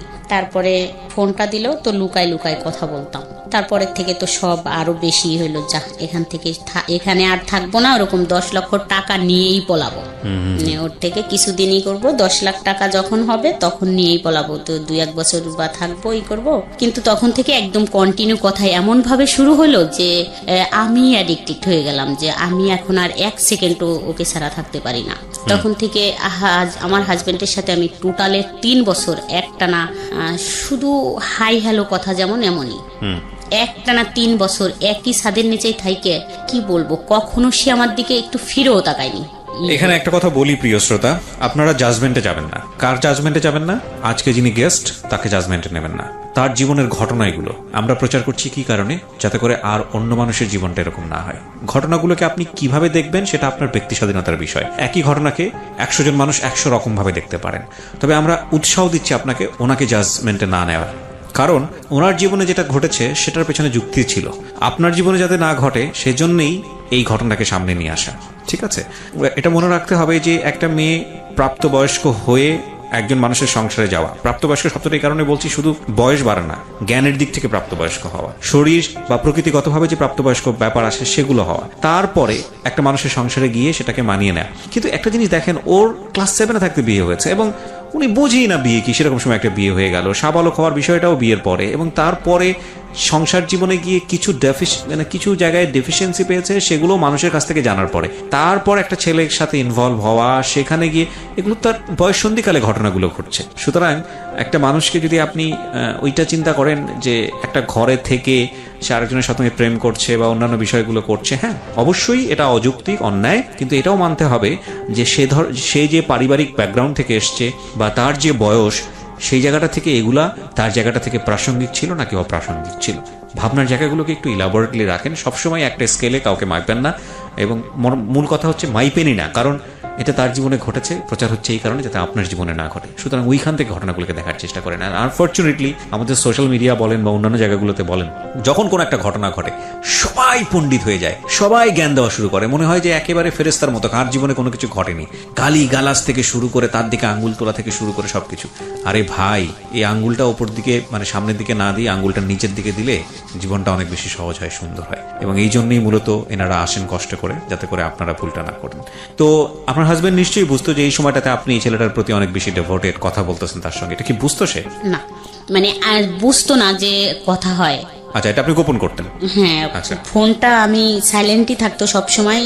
আমি মাঝে মাঝে এসে দেখতাম, যখন দেখতাম যে একটা কল আসছে, ও ছাড়া তো আর কেউ দেবে না কল ওই ফোনে। তো যখন দেখতাম যে একটা কল আসছে, তখন আশেপাশে দেখতাম যে কেউ আছে কি না, মানে জায়গা খুঁজে গোপন ভাবে তাকে ফোন করতেন। আচ্ছা, তো আপনি যে সিদ্ধান্ত নিয়ে ফেলেছেন ছেলেটার সঙ্গে আপনি সংসার করবেন, তাহলে তো সময় নিচ্ছিলেন কেন? ওই যে ওর দিক দিয়ে ও তো কিছু করে না। ও কিছু করে না। আর আমার তো 2টা বাচ্চা, যেহেতু আমি মেয়েটার হাতের দিকে তাকাইয়ে দেখতাম যে এই হাত দিয়ে আমি যদি একে রাইখে যাই, তাহলে নিশ্চয়ই কেউ একে কারো কাছে দেবে। কারণ আমার হাজবেন্ড তো দ্বিতীয়বার বিয়ে করবে না, যেহেতু সে তো অসুস্থ, সে তো বিয়ে করবেই না। তো মেয়েটা কারো কাছে দিয়ে দেবে, যে কেউ পালুক, ফুপি বা চাচি। তো আমার এটাই ভয় করতো যে ওই হাত দিয়ে পাতিল মাজাবে। এটাই আমি এখন বললাম যে আমার শুধু এটাই মনে হইতো যে পাতিল মাজবে। যাই হোক, তখনকার ছোট বয়স ছিল, কম বয়স ছিল, মানে বুদ্ধি কম ছিল, মনে হইতো ওই হাত দিয়ে থালি বাটি বা পাতিল টাতিল মাজাবে। একটা পাতিল মাজতে দিলে ও ওই হাত দিয়ে পারবে না মাজতে, তো ওকে আমি রাইখে যাইতে পারবো না।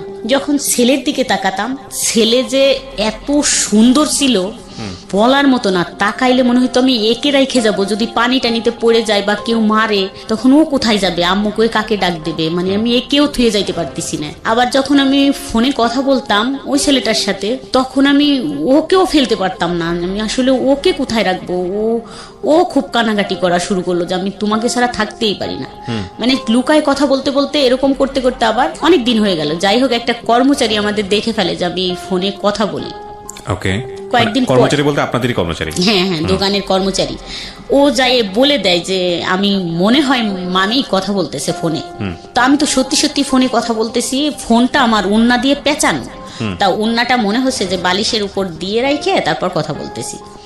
একদম সেই মুহূর্তে চলে আসে আমার হাজবেন্ড, এসে মানে বুঝতে পারে যে আমার কাছে ফোন আছে। তো অনেক আবার খুব মারামারি ধরাধরি হইল ওই দিনকে থেকেই। আর ফোনটা তো পাইনি, ফোনটা আমি টয়লেটের ভিতর ফেলে দিছিলাম দৌড়াই যাই, কিন্তু ফোনটা নেয়নি, আমাকে খুব মারলো। মারা টারার পরে তো একদম ওই ফোনটাও নষ্ট হয়ে গেল, যোগাযোগ বন্ধ। তো 10-15 দিনের ভিতর একদম একটু কাছাকাছি চলে আসলাম, হাজবেন্ডের বুঝাইয়ে একটা ফোন কিনে নিলাম আবার। তো তখন ওই ফোনটা পায়ে আবার কথা বলা শুরু করলাম। আচ্ছা, কথা বলার পরে মাসখানিক পরের থেকে হলো যে এটা শুরু হলো। আজ হাজবেন্ডের সাথে কথা বলা একদম, মানে ও বলতো যে একদম কথা বলবা না, আমি নিয়ে যাব অল্প কিছুদিনের ভিতর, আমি কিছু করলেই নিয়ে যাব। আরেকটা কথা বলি যে ও হচ্ছে এমন অনেক বড় ব্যবসায়ী, কিন্তু একটা চকলেটও কোনোদিন হাতে করে আনে না, এরকম কোয়ালিটির। এরকম চললো 3 বছর। তো ওর থেকে কোনো নাই, রেসপন্সও নাই, যে কথা বলে না, আমি সুপাই ঘুমাই বা খাটে যাচ্ছি না, এরকম কোনোদিন বলেনি যে এখানে কেন ঘুমোচ্ছ। যাই হোক, 3 বছর পরে হচ্ছে অনেক কান্নাকাটি শুরু হয়ে গেল। ও ভয় পাওয়া শুরু করলো যে আমি যদি তোমাকে নিয়ে চলে যাই তাহলে তো অবস্থা কাহিল হয়ে যাবে, মানে এমন হয়ে যাবে যে তুমি তো বুঝতেছো, ওখান থেকে আমাকে চাপ দেবে, আমাদের বাড়ি অনেক করবে, একবার হয়ে গেছে, আমি তোমাকে নিয়ে চলে যাইতে পারবো না, তুমি এখান থেকে বেরোয় যাও, তুমি ডিভোর্স নাও, তারপর আমি তোমাকে ওখান থেকে বিয়ে করে আনতে পারবো, তখন তো তোমার সাথে জড়ানো কেউ থাকবে না, কে বিয়ে করলো কে নিল না নিল এটা জানবেও না, এটা তার খোঁজ খবর করার থাকবে না। কিন্তু আমি কিছুতেই এটা আর করতে পারতেছিলাম না। মানে আমার হাজবেন্ড এমন হইলো যে একদম টু শব্দই করে না, বাসায় আসলে সে মানে একটা হেঁচিও দেয় না, একদম আসে চুপ করে কাঁথা মুড়িতে শুয়ে আছে। কষ্টটা কি দেখাবো, একটু ঝগড়া হইলে না হয় বাপের বাড়ি মানুষ চলে যাইতে পারে, যে একটু ঝগড়া হয়েছে যাও আমি আর এটাই করবো না, কিন্তু এই ঝগড়াটা ও বুঝে গেল যে কথা হয় কন্টিনিউ ওই ছেলের সাথে। তো একদিন রাতে আমি কথা বলতেছিলাম 11টার দিক, এইটা আবার 3-4 বছর পরে। তো বাসার গেটের সামনে দাঁড়ায় কথা বলতেছি, দেখলাম যে ঘুমাচ্ছে, আমি আসতে ফোনটা নিয়ে বাইরে এসে কথা বলতেছি, 11টা বাজে মনে হয় তখন রাত। একটা দেখলাম যে উঠে এসে আমার পিছন থেকে একদম চুল ধরে টানে নিয়ে গেল বাসার ভিতরে। আপনার জামাই? হ্যাঁ, আমার হাজবেন্ড নিয়ে গেল, নিয়ে যায় ফোনটা লাইনেই আছে, খুব মারামারি মানে মারলো, কান্না করতেছিলাম, ফোনটা কাড়ে নিনি, ফোনটা আমার হাতেই আছে, আমাকে খুব মারলো, মারার পর ও শুনলো, তো তখন ও বললো যে হয়তো বাসায় কথা বলছে ওর মার সাথে, তো তখন বেকার। তো মারটার শোনার পরে তো আমাকে পরের দিন সকালে ফোন দিল 10টার দিক, বললো যে তুমি কি বাসায় আসতে পারবে আমাদের। কাকে ফোন দিল? আমাকে ফোন দিল। যে ছেলেটার সঙ্গে আপনি প্রেম করেন সে ফোন দিল? সে। আচ্ছা। তা বললাম যে হ্যাঁ আসতে পারবো না কেন, মানে চলে যাবে আমার হাজবেন্ড, তারপর 10টা-11টার দিক আসবো। তারপর আমি তো 10টা-11টার দিক গেলাম। আচ্ছা, বাই দ্য ওয়ে, আপনি যখন আপনাকে গায়ে হাত তুলতো বা অত্যাচার করতো, ইন দ্য মিন টাইম আপনি কি তাকে কোনো খোঁটা দিতেন যে আজকে আমার এই পরিস্থিতির জন্য তুমি দায়ী বা এরকম কোনো কিছু বলতেন? না, কখনোই বলতেন না, কিচ্ছু বলতেন না। প্রত্যেকটা মানুষের প্রতিক্রিয়া জানানোর ধরন আসলে ডিফারেন্ট। যাই হোক, তারপরে আমি গেলাম, ওর ভাই বোনের সাথে আমার দেখা হতো, বাজার টাজারে কথা হতো সবার সাথেই, কিন্তু ওর মাকে প্রথম দেখলাম, যায় জড়ায় ধরলাম, মা বলে ডাকলাম। মানে ফ্যামিলি জানতো?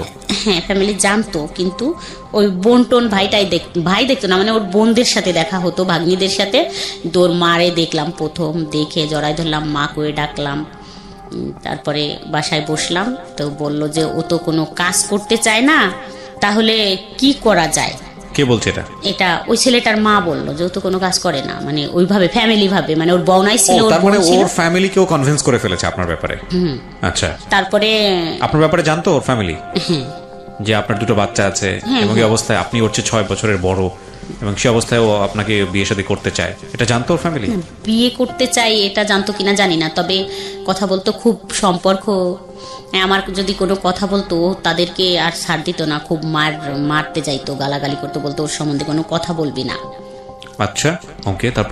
তারপরে গেলাম, যার পরে বলল যে কি করব, ওর বোন বলল কি করব, ও বললো যে আমি তো ড্রাইভিং শিখি দ্রুত চাকরির জন্য, আমাকে একটু হেল্প করো, তো ড্রাইভিং শিখি। তো আমি বললাম বাহ, এটা তো ভালো কথা, যদি পারে তো ভালো, তাড়াতাড়ি এটাই হয়ে যাবে।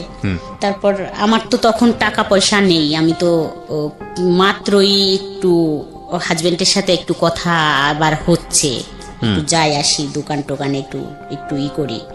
আমার হাতে একটা আংটি ছিল, আমি তখনই খুলে দিয়ে আসলাম, বললাম যে এটা বিক্রি করে শুরু করো, তারপরে পরেরটা দেখা যাবে পরে। তা ওটা 4,000 টাকা বিক্রি করলো, তো 10,000 টাকা লাগবে ওর ড্রাইভিং শিখতে। আমার একটা কানের দুল ছিল সোনার, ওই দুলটা সেই চাচাতো ভাইকে দিয়ে বললাম যে তুই আমাকে 10,000 টাকা দে, এই দুলটা রাইখে দে, আমি যেদিন নিতে পারবো তোরে আরো বেশি কিছু টাকা দিয়ে, ল্যাপটপ দিয়ে তোর টাকাটা দিব, আমার দুলটা আমারে ফেরত দিস। দুলটা হলো 16,000 টাকাতে বানানো ছিল, 10,000 টাকা ও দিয়ে দিল আমাকে, আমি আইনে ওকে দিলাম ওই 10,000 টাকা। তারপরে ড্রাইভিং শিখলো, শিখার পরে ভালোই চলতেছে, ও খুব 15 দিনের ভিতর ড্রাইভিং কমপ্লিট হয়ে গেল। তারপরে চাকরিও করা শুরু করলো, 3,000 টাকা বেতনের চাকরি, আমাদের এলাকায় চাকরি হইলো, খুব খুশি। আরো কথা বলা বেড়ে গেল, মানে ড্রাইভিং করতো আর ফোন দিত, আমি তো তখন একবারে মনে হইতো যে ও আমার হাজবেন্ড। এর মাঝখানে তো আরেকটুই হলো যে মাঝে মাঝে দেখা হতো, 2-3 মাস 5 মাস পর আমাদের হয়তো দেখা হইতো। তখন বাসায় তো আসতে পারতো না, বাইরে একটু দেখা হতো, কোথাও আমরা ঘুরতে যাইতাম, সপ্তাহে 1-2 দিন ঘুরতে যাইতাম, কিন্তু ওইভাবে আর দেখা হইতো না, 2-3 মাস পর হয়তো হইতো। মার কাছে কান্না শুরু করলাম, যায় এখন টাকা পয়সা একটু যাই হোক বাইরে যাই আসি, একটু টাকা পয়সা নেই, বাজার টাজার নিজে করি, যে 500 টাকা দাও বা 200 টাকা দাও, আমরা বাজার করব, এটা কিনবো সেটা কিনবো, যাই হোক দেয়া শুরু করলো, একটু ভালো রিলেশনে চলে আসলাম। রিলেশনটা ভালো হইলো, হয়তো আমার হাজবেন্ড এটাই বুঝছে যে একটু টাকা পয়সা দেই, যদি ভালোভাবে থাকে, অন্য মেয়েকে তো আর বিয়ে করা সম্ভব না, যদি থাকে হয়তো। আমার শাশুড়ি খুব সাপোর্ট করতো, আমাদের সবাই একটু সাপোর্ট করে, যারা আছি, হয়তো বলছে বোঝায় যে দিস সবকিছু, খালি এগুলো দিয়ে কি করবি, চলে গেলি সাল মেয়ে দুটো নিয়ে কি করবি, যাই হোক। তো আমাদের তখন থেকে দিত, কিছু চাইলে যে একটু জামা কাপড় বানাবো, 500 টাকা দাও, হয়তো 200 টাকার বানাতাম, 200 টাকা জমা রাখতাম, রেখে দিতাম, এরকম। তারপরে বাপের বাড়ি যাই, কান্না করতাম যে মা আমি যাব না ওইখানে, আমার ভালো লাগে না এটা। কিন্তু আমি কখনো মুখ দিয়ে বলিনি যে এই ছেলেটার সাথে আমাকে বিয়ে দাও, আমার লজ্জা করতো যে আমাকে ওখান থেকে ছাইরাই নিয়ে আসো, আমাকে আমি ওকে বিয়ে করব এরকম বলতো, আমার লজ্জা করতো। আবার আমি আইসে পাগলামি করতাম, কান্নাকাটি করতাম, মাকে জড়াই ধরে ধরে কান্না করতাম, ডাক ছেড়ে কান্দে। তারপর আমি আবার থাকতামও না বাবার বাড়ি, চলে যেতেন। খাবোটা কি থাকলে, মানে ভাই বোন নিয়ে ওখানে থাকলে কি খাবো, খাওয়ার কথাটা মনে পড়তো। আমি আবার বাচ্চা নিয়ে এখানে থাকবো, আমার মারই তো এত কষ্ট, ভাই বোন নিয়ে সেই তো ভাতের যন্ত্রণায় অস্থির। এরকম করতে করতে তো প্রায় 5 বছর 6 বছর কেটে যায়, কোনোভাবে বেরোইতেই পারলাম না। তা এখন মেয়ে বড় হয়ে গেল, 9-এ পড়ে। তা বললাম যে মেয়েটা রাইখে কোথায় যাব, এরকম শিয়ানা মেয়ে। তারপরে আমি মেয়ের জন্য ছেলে দেখা শুরু করলাম। সবাইকে বলতাম যে, ঘটকদের বলতাম যে 10,000 টাকা দেবো, যেমন মেয়েটা বিয়ে দিলে সুন্দর ছেলে দেখে। তো এর মাঝখানে আমার হাজবেন্ড কিন্তু ফুল ফিট ভালো হয়ে গেছে, একদম ভালো হয়ে গেছে। এখন যদি বলি যে 1,000 টাকা লাগবে, 1,000 টাকাই, মানে আচরণগত দিক থেকে ভালো হয়েছে, ওকে, একদম ফুল ভালো হয়ে গেছে। তা উনি পরের দিন বিকেলে একটা ছেলের ছবি নিয়ে আসলো, আর্মির চাকরি করে। দেখলাম, দেখে তো ভালোই লাগলো, বললাম তো কথা বলেন। তো আমার মেয়েকে দেখলো, দেখে ওরা পছন্দ করলো, ঠিক আছে। তা ওই ছেলের মা আসলো, বলল যে, আমি বললাম যে শোনেন, কোনো কথা বলা লাগবে না, আমার তো যে মনের ভিতর রয়েছে যে মেয়ে বিয়ে দিয়ে তো আমি চলে যাব, তো আমার মেয়ের পিছনে যদি 5-7 লাখ টাকা যায়ও আমার তো সমস্যা নেই, আমি তো একবারে দিয়েই যাব। কোনো কথা বলার থাকবে না যে শাশুড়ি এরকম বা আমার বিয়েন এরকম ছিল। তো বললাম যে কোনো কথা বলা লাগবে না, আমরা যথেষ্ট পরিমাণ জিনিসপত্র দিয়ে দেব, কোনো টু শব্দ হবে না, আপনি বলতেও পারবেন না এটা ভালো লাগে নাই। যাই হোক, এইভাবে বিয়ে হলো। বিয়ে দিয়ে দিলেন? হ্যাঁ, বিয়ে হয়ে গেল পহেলা বৈশাখ। গুডনেস, ওকে ওকে। দেখেন, মানে না বলেন, আপনি বলেন, আমি আসলে আগে থেকে মন্তব্য না করি। হ্যাঁ, বিয়ে দিয়ে দিলাম। ওর তো প্রায় 7,60,000 টাকার মতো খরচ হইল ওর বিয়েতে, সবকিছু দিয়ে একবারে পুরাই করে দিয়ে বিয়ে হয়ে গেল। এখন বিয়ে হওয়ার পরে আমার বিষয়টা নিয়ে শুরু হয়ে গেল তোলপাড়। কিরকম তোলপাড়? তোলপাড় শুরু হইলো এটাই যে শাশুড়ি কথা বলে কারোর সাথে, মানে ও তো আর্মি, ও হচ্ছে ও খুব ভালো ছেলে, মানে সবাই খুব ভালো, কিন্তু ও একটু বেশি ভালো ভালো ছেলে। মানে ও চাচ্ছে যে আমার শাশুড়ির তো কম বয়স, আইসা এসে থাকতেছে, দেখতেছে 1 বছর পর আর কি ও এগুলোই করলো যে কম বয়স শাশুড়ির, কিন্তু কথা বলে ফোনে, এটা আমি জানতে পারছি বাইরের থেকে। তারপরে আমি একটু দেখে রাখি, আমার শাশুড়িকে একটু দেখে রাখি, মানে বয়স কম, একটু দেখে রাখা, মানে একটু শাসন করা, একটু এটা সেটা বলা শুরু করলো। তা আমার ভালো লাগতো না এগুলোই ঠ্যাস ঠুস বলা টলা শোনা টোনা। তা আমি চুপই থাকলাম, তো কোনো কথা বলতাম না। তা আমার মেয়েকেও প্রশ্ন করতো যে কথা বলে এটা মানা করো, এটা কথা বলে মানা করো, কিন্তু কথা বলে কিভাবে মানা করলেই কি এটা হয়? আর তখন তো প্রায়, মানে it was an open secret, because আপনার ফ্যামিলি সবাই এটা জানতো, আপনার মেয়েও এটা জানতো, আপনার ছেলেও এটা জানতো, সবাই জানতো। এবং সবাই এক ধরনের কি, মানে আপনার ছেলে মেয়ের রিয়াকশন কি ছিল বলেন তো? ওই যে বাবার দিক থেকে একটু কমই ছিল না, যখন ওরা ছোট ছিল, ওদের জন্য তো এরকম বললাম না, একটা চকলেটও তো কখনো হাতে করে এনে দিয়ে বলে নাই যে এই চকলেটটা তুমি খাও। তার মানে ওরাও সামহাও বাবার এই ফলটা খুঁজে পেয়েছে। এখানে একটা জিনিস খুবই মারাত্মকভাবে আমি পয়েন্ট করতে চাই। ব্রোকেন ফ্যামিলির ক্ষেত্রে ম্যাক্সিমাম টাইম আমি দেখেছি ছেলে মেয়েদের ক্ষেত্রে, যখন এরকম বাচ্চাদেরকে নিয়ে অনেক সময় মা চলে আসে বা বাবা চলে আসে, দেন আই আস্ক দেম যে আসলে তোমার দিক থেকে পয়েন্টটা কি, তুমি কেন তোমার বাবাকে স্টপ করো নাই, বা তুমি কেন তোমার মাকে থামাও নাই? এবং কমন অ্যান্সারটা এরকম থাকে যে বাবা তো আমার সাথে যেটা করেছে সেটাই তো আমার পছন্দ ছিল না, মা আমার সাথে যেটা করেছে সেটাই তো আমার পছন্দ ছিল না। এবং তারা খুব ন্যাচারালি একটা পক্ষ নিয়ে নেয়, সেটা মায়ের পক্ষ হোক বা বাবার পক্ষ হোক। এক্ষেত্রে আমি জানি না ওনার ক্ষেত্রে কি হয়েছে, তবে লাকিলি আমি বলবো যে ওনার ছেলে মেয়ে ওনার পক্ষে নিয়েছে। বিকজ অফ ওনার কথা যদি সত্যি হয়, তাহলে ওনার হাজব্যান্ড মানে ছেলে মেয়েদের যে বাবা, তার আচরণ ছেলে মেয়েদের প্রতি যেরকম হওয়া উচিত ছিল সেরকম হয়নি। But it has to B mention in our show, বারবার বলি যে এই শোগুলোর একটা বড় ধরনের দুর্বলতা হচ্ছে দিস ইজ নট ইনভেস্টিগেটেড, এবং এই ধরনের জিনিসগুলো ইনভেস্টিগেট করারও কোনো সুযোগ নাই। আপনি দেখবেন যে ধরনের কেস আজকে এখানে রিভিল হচ্ছে, এটা ইনভেস্টিগেট করার মতো বিষয়ও না। ইনভেস্টিগেট করতে গেলে এটা তুলকালাম হয়ে যাবে। আর প্রথম কথা হচ্ছে আমরা ইনভেস্টিগেট করতেও চাই না, বা আমাদের এটা একটা দুর্বলতা, আমরা সেটা বলি। তো সেই জায়গাটা থেকে একটা গল্প বিশ্বাস করা, চরম পর্যায়ে বিশ্বাস করার একটা যৌক্তিক ব্যাখ্যা অনেক সময় প্রশ্নবোধক। মানে যদি বলি যে আসলে বিশ্বাস করাটাও একটা প্রশ্নবোধক ব্যাপার হয়ে দাঁড়ায়। কারণ একজন মানুষ যখন নিজের গল্পটা বলেন তখন কিন্তু তিনি নিজেকে সাফাই করেন, খুব স্বাভাবিকভাবেই সাফাই করেন। তো সেই জায়গাটা থেকে তাকে বিশ্বাস করাটা খুব কঠিন। আমরা এই জন্য বলিও যে আমাদের এই গল্পটা যে হুবহু আপনাকে বিশ্বাস করতে হবে, বিষয়টা এরকম না। তবে মোরাল অফ দ্য স্টোরি আছে, যে কারণে আপনি শুনতে পারেন, যেটা হয়তো আপনার ব্যক্তি জীবনে কাজে লাগবে। জি বলেন। তারপর তো আপনার ছেলে মেয়ে কখনোই আপনাকে বারণ করেনি বা কখনোই আপনাকে প্রশ্ন করেনি যে মা এই কাজটা ঠিক হচ্ছে না বা এটা করো না? না, কখনো এরকম ওরা বলেনি। কারণ হচ্ছে আমার ছেলে হচ্ছে বিরিয়ানি খাইতে খুব পছন্দ করতো। যদি ও বলতো যে আমি একটু বিরিয়ানি খাবো, তো ও মনে হয় 10 মিনিটে সেটা হাজির করতো। ও আচ্ছা আচ্ছা, ও আপনার ছেলে মেয়েদেরকেও পছন্দ করতো? হ্যাঁ, মানে ওদের পছন্দের জিনিসগুলা, যে আমার মেয়ের যদি কিছু লাগতো, যদি বলতো এটা আমার লাগবে, ওর বাবাকে কখনো বলেনি যে এটা লাগবে, ওকে বলতো। আর আমি এইভাবে মানে একটু তৈরি করতেছিলাম। এটা যে খুবই বড় ব্যর্থতা, একজন বাবার খুব বড় ব্যর্থতা এটা, মানে unfortunately it's is very bad thing. দেখেন আপনার জায়গায় কি করেছে না করেছে সেটা অন্য বিষয়, কিন্তু বাবা তো বাবাই, সে তো দুনিয়াতে নিয়ে এসছে দুটো বাচ্চা, with the name of Almighty Allah. So তাদের প্রতি এই দায়িত্বটা যদি সে পালন করতে না পারে, দিস ইজ ভেরি আনফরচুনেট। বুঝতে পেরেছি আমি, যে কারণে হয়তো তাদের দিক থেকে কোনো ক্লেম ছিল না। কিন্তু জামাই সংসারে আসার পরে এটাকে স্টপ করতে চাচ্ছিল আপনার মেয়েকে দিয়ে বা আপনাকে অন্যভাবে কাউকে দিয়ে বলিয়ে। তারপর কি হলো? তারপরে ও মানে জামাইটা বলতেছিল কথা বলা বন্ধ করে দেওয়া হোক। তারও মান সম্মান আঘাত লেগেছে। হ্যাঁ, তার খালি তাকে মানুষ বলতেছিল যে তাকে নাকি কে বলছে যে তোর শাশুড়ির তো কঠিন সম্পর্ক, সব ডিটেলস বলছে, অমকের ছেলে বা এই ড্রাইভিং করে বা এখানে এই করে। তারপরে বলতেছিল যে কথা বলা বন্ধ করে দেয়া হোক, কিন্তু আমি কখনো এটা করিনি। কেন কথা বলা বন্ধ করে দেবো? তাকে ছাড়া তো বাঁচবই না, তাই কথা বলা বন্ধ করবো কি করে? তো জামাই যখন বলতেছিল তখন আমার মেয়ে একদিন এসে আমাকে বলল যে এরকম করে বলল, তুমি তো আসলে একটা বিয়াদব মা। এটা জামাই বললো আপনাকে? না, মেয়ে বলল। মানে মেয়েকে টর্চারিং করতেছে যে তোমার মাকে বলো না কথা বলা বন্ধ করতে, কথা বলতেছে। তা আমি একদম চোখ দিয়ে পানি বেরোয় গেল যে তুমি এটা কি বললে। তো আমি জোরে একটা থাপ্পড় দিলাম, দিয়ে বললাম যে আমার জায়গায় আসো, তারপর বুঝবা কষ্টটা কি। আর তুমিও একদিন কিন্তু কাঁদবা, মানুষের জীবনে কিন্তু সব সুখ থাকে না। যাই হোক, সেদিন হয়ে গেল, ও কান্না করলো, আমিও কান্দে, দুজনে আবার কথা বললাম।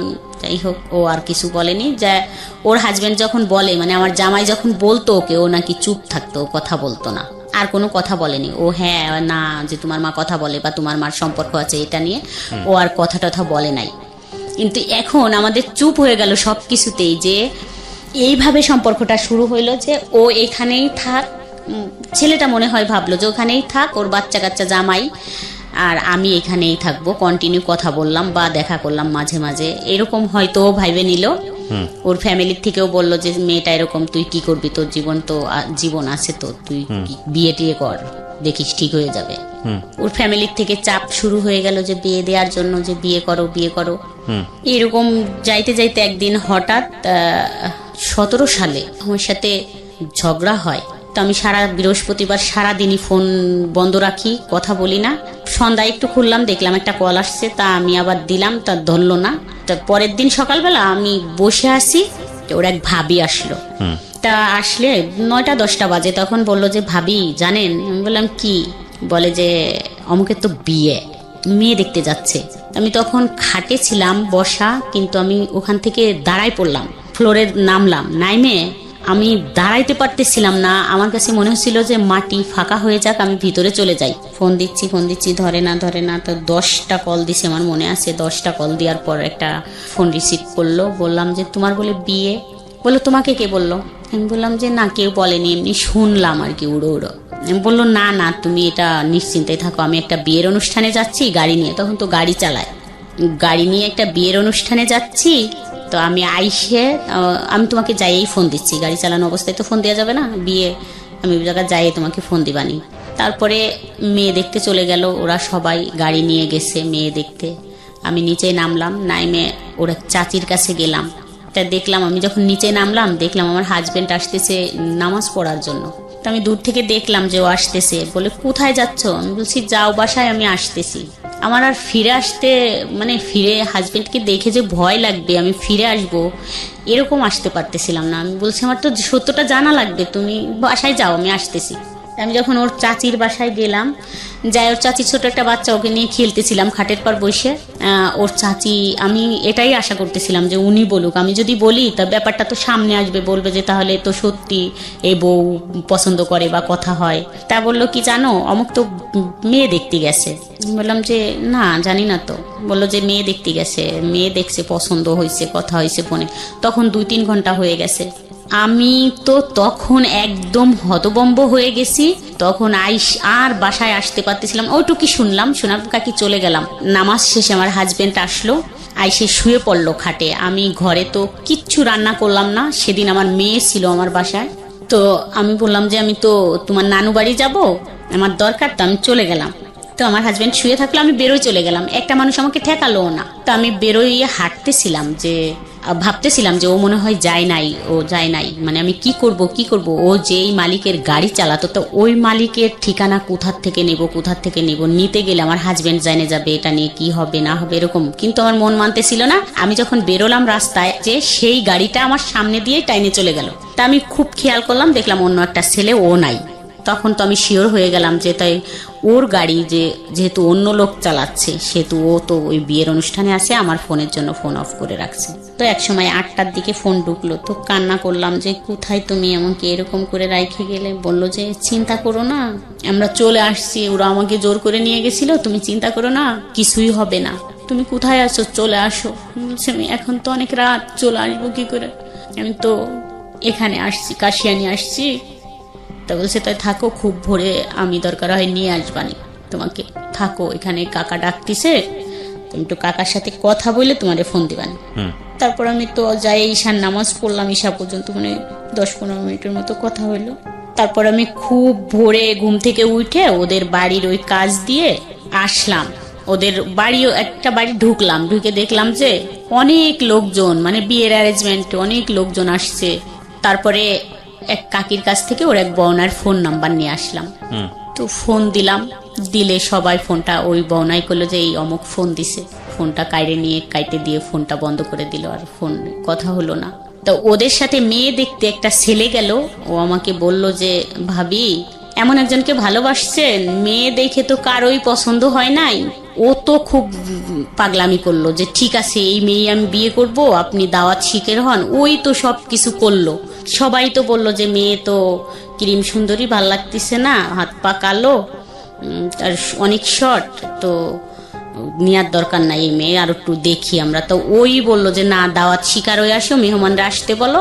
তো আমি শুনে ওইখান থেকে আবার আমার হাত পা মনে হচ্ছে ঠান্ডা হয়ে গেল, তাহলে তো বিয়ে হয়ে যাবে। আমি বাসায় এসে আমার সমস্ত মাল জিনিস গুছাইয়ে আমি আমার শ্বশুর বাড়ি চলে গেলাম। বললাম যে আমি বাসা ছাড়ে দিলাম, এখানে আমি আর থাকতে পারবো না। বাসাটা ছাড়ে আমি রাত চলে গেলাম, ট্রাক ভরে মাল জিনিস নিয়ে চলে গেলাম।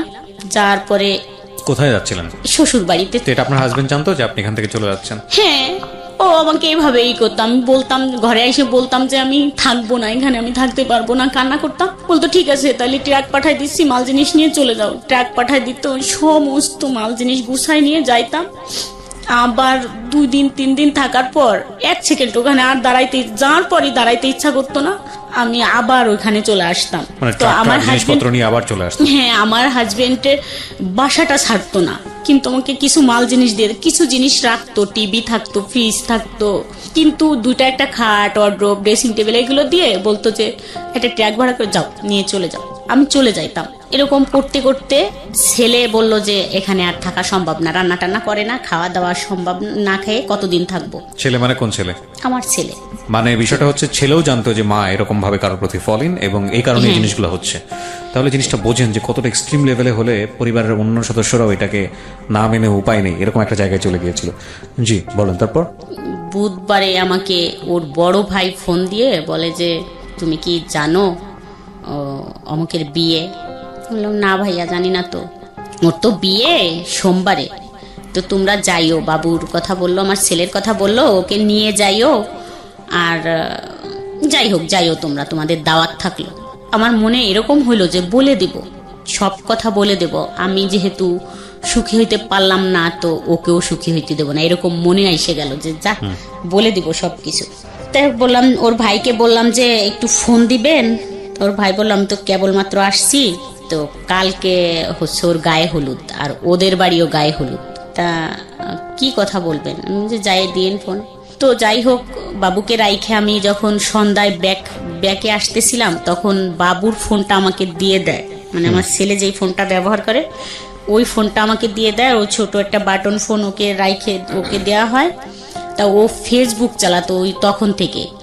তা আমি ওই ফেসবুক দেখতে দেখতে আসতেছিলাম, আমাকে বুঝাই দিল যে আম্মু এইভাবে এইভাবে দেখো।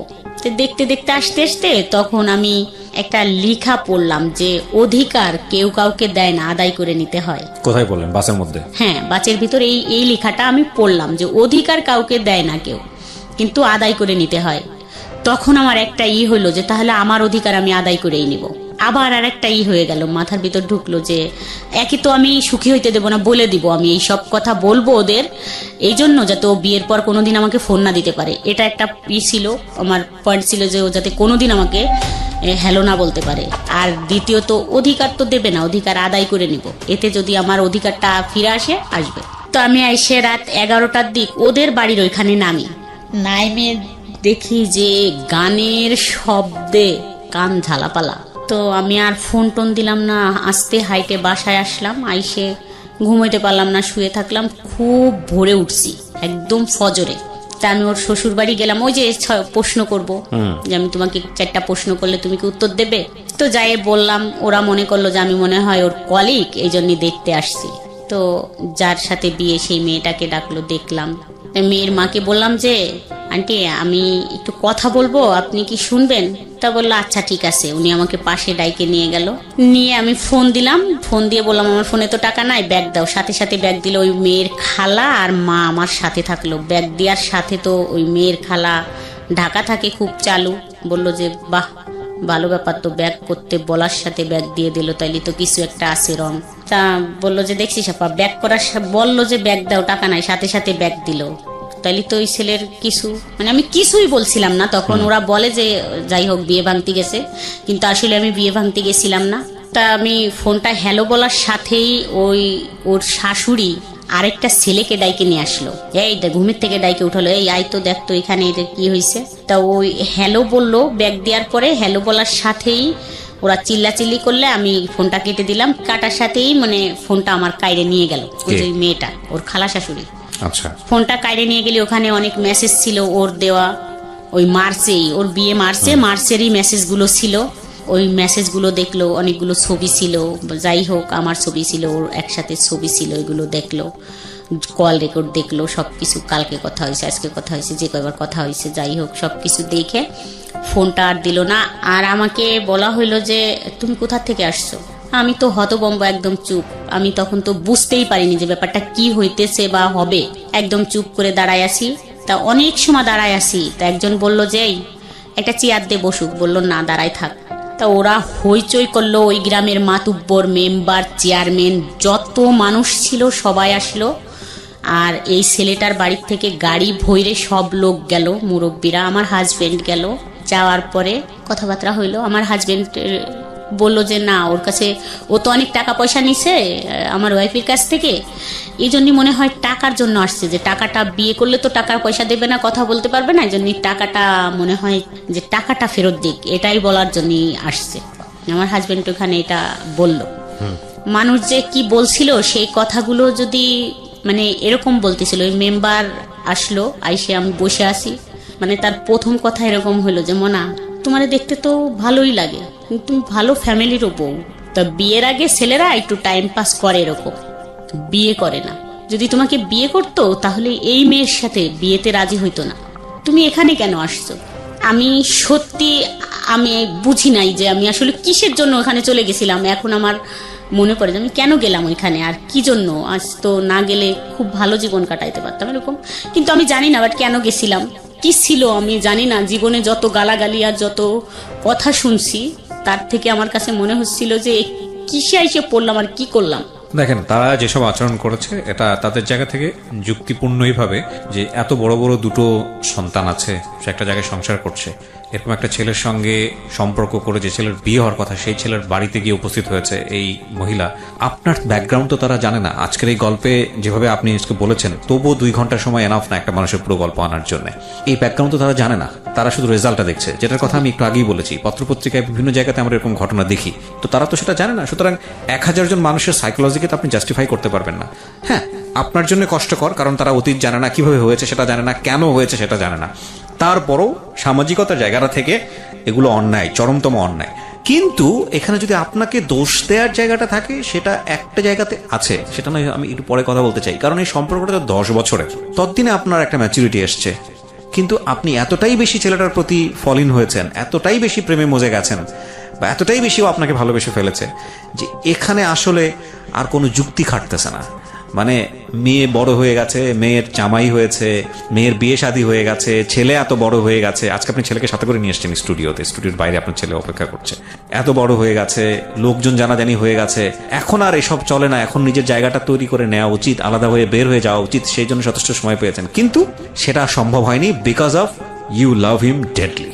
এবং একটা কথা আছে যে যুদ্ধক্ষেত্র এবং ভালোবাসার ক্ষেত্র, এই দুটো ক্ষেত্রে নাকি সবকিছুই সম্ভব। এখানে কোনো হানা বলে কোনো কিছু নেই। Everything is possible in love and war. যাই হোক, আমি বারবারই বলি যে ভদ্রমহিলার দিকে বা উনি যা বলতে এসছেন সেদিকে আঙুল তোলা আমাদের উদ্দেশ্য নয়। ওনার জীবনে যেটা ঘটেছে সেখান থেকে শিক্ষা নেওয়াটাই হচ্ছে আমাদের অনুষ্ঠানের মূল উদ্দেশ্য। জি, তারপরে কি হলো বলেন তো ওই বাড়িতে? তারপরে ওরা ওদের রান্না বান্না কমপ্লিট করলো, সবাই বললো, ওই মেম্বার বললো যে ঠিক আছে তোমরা সব করো, এখানে বিয়ে ভাঙা টাঙা লাগবে না, ওই মেয়েটা চলে যাচ্ছে, ওকে চলে যাইতে দাও, ওর হাজব্যান্ড আসছে, ওর হাজব্যান্ড খুব ভালো মানুষ, দিয়ে দাও, যাই করছে ভুল করছে না। কিন্তু এখানে তো একটা প্রশ্ন এসে যায়, যেখানে ওনারা সেলফোন পেলো, আপনার এরকম একটা অবস্থা দেখতেছে, ছেলেও আপনার প্রতি ডেভোটেড, এটা ওরাও বুঝতে পারছিল, তারপরে ওরা বিয়ে দিতে চাচ্ছিল কেন মেয়েটাকে? ওই ছেলেটার ওদের সম্পূর্ণ কাজ কমপ্লিট হয়ে গেছে, বিয়ের ডেট পড়ে গেছে, দাওয়াত হয়েছে, মেহমান অতিথি এসে গেছে, টাকা পয়সা। দেখেন, আমাদের সামাজিক দৃষ্টিভঙ্গির এই জায়গাগুলোর পরিবর্তন খুব জরুরি, খুব জরুরি। পরিবর্তন যে হচ্ছে না তা না, তবে পরিবর্তনগুলো খুব জরুরি। এটা অস্বীকার করার কোনো উপায় নাই যে একটা মেয়ের বিয়ের অনুষ্ঠান সবকিছু প্ল্যান হওয়ার পরে যখন বিয়েটা ভেঙে যায়, তখন পরবর্তীতে ওই মেয়েটার সামাজিকভাবে বিয়ে হওয়াটা কতটা কঠিন আমাদের সমাজে। তাহলে চিন্তা করে দেখুন যে এত কিছু জানার পরেও কেন মানুষ বাধ্য হচ্ছে এই ছেলেটার সঙ্গে এই মেয়েটাকে মানে বিয়ে দেওয়ার জন্য। মানে আমাদের সমাজ ব্যবস্থা এই জায়গাটায় কতটা কঠিন। আমরা সামাজিক সচেতনতার জন্য এত কিছু করি, আমরা এত কিছু করি, এত এত বিষয়গুলো নিয়ে আসি, কিন্তু এই বিষয়গুলো আমরা কেন আনি না? এই বিষয়গুলো নিয়ে মানুষকে আমরা কেন বেশি বেশি কথা বলার সুযোগ দিই না? আমাদের এই সামাজিক চিরায়ত এই যে প্রতিবন্ধকতাগুলো একটা মেয়ের জন্য বা একটা মানুষের জন্য, এগুলো নিয়ে আমরা কেন কথা বলি না? এগুলো নিয়ে আমরা কেন ওপেন টক করি না, যাতে করে এই জায়গাগুলোর পরিবর্তন হয়? খুবই জরুরি।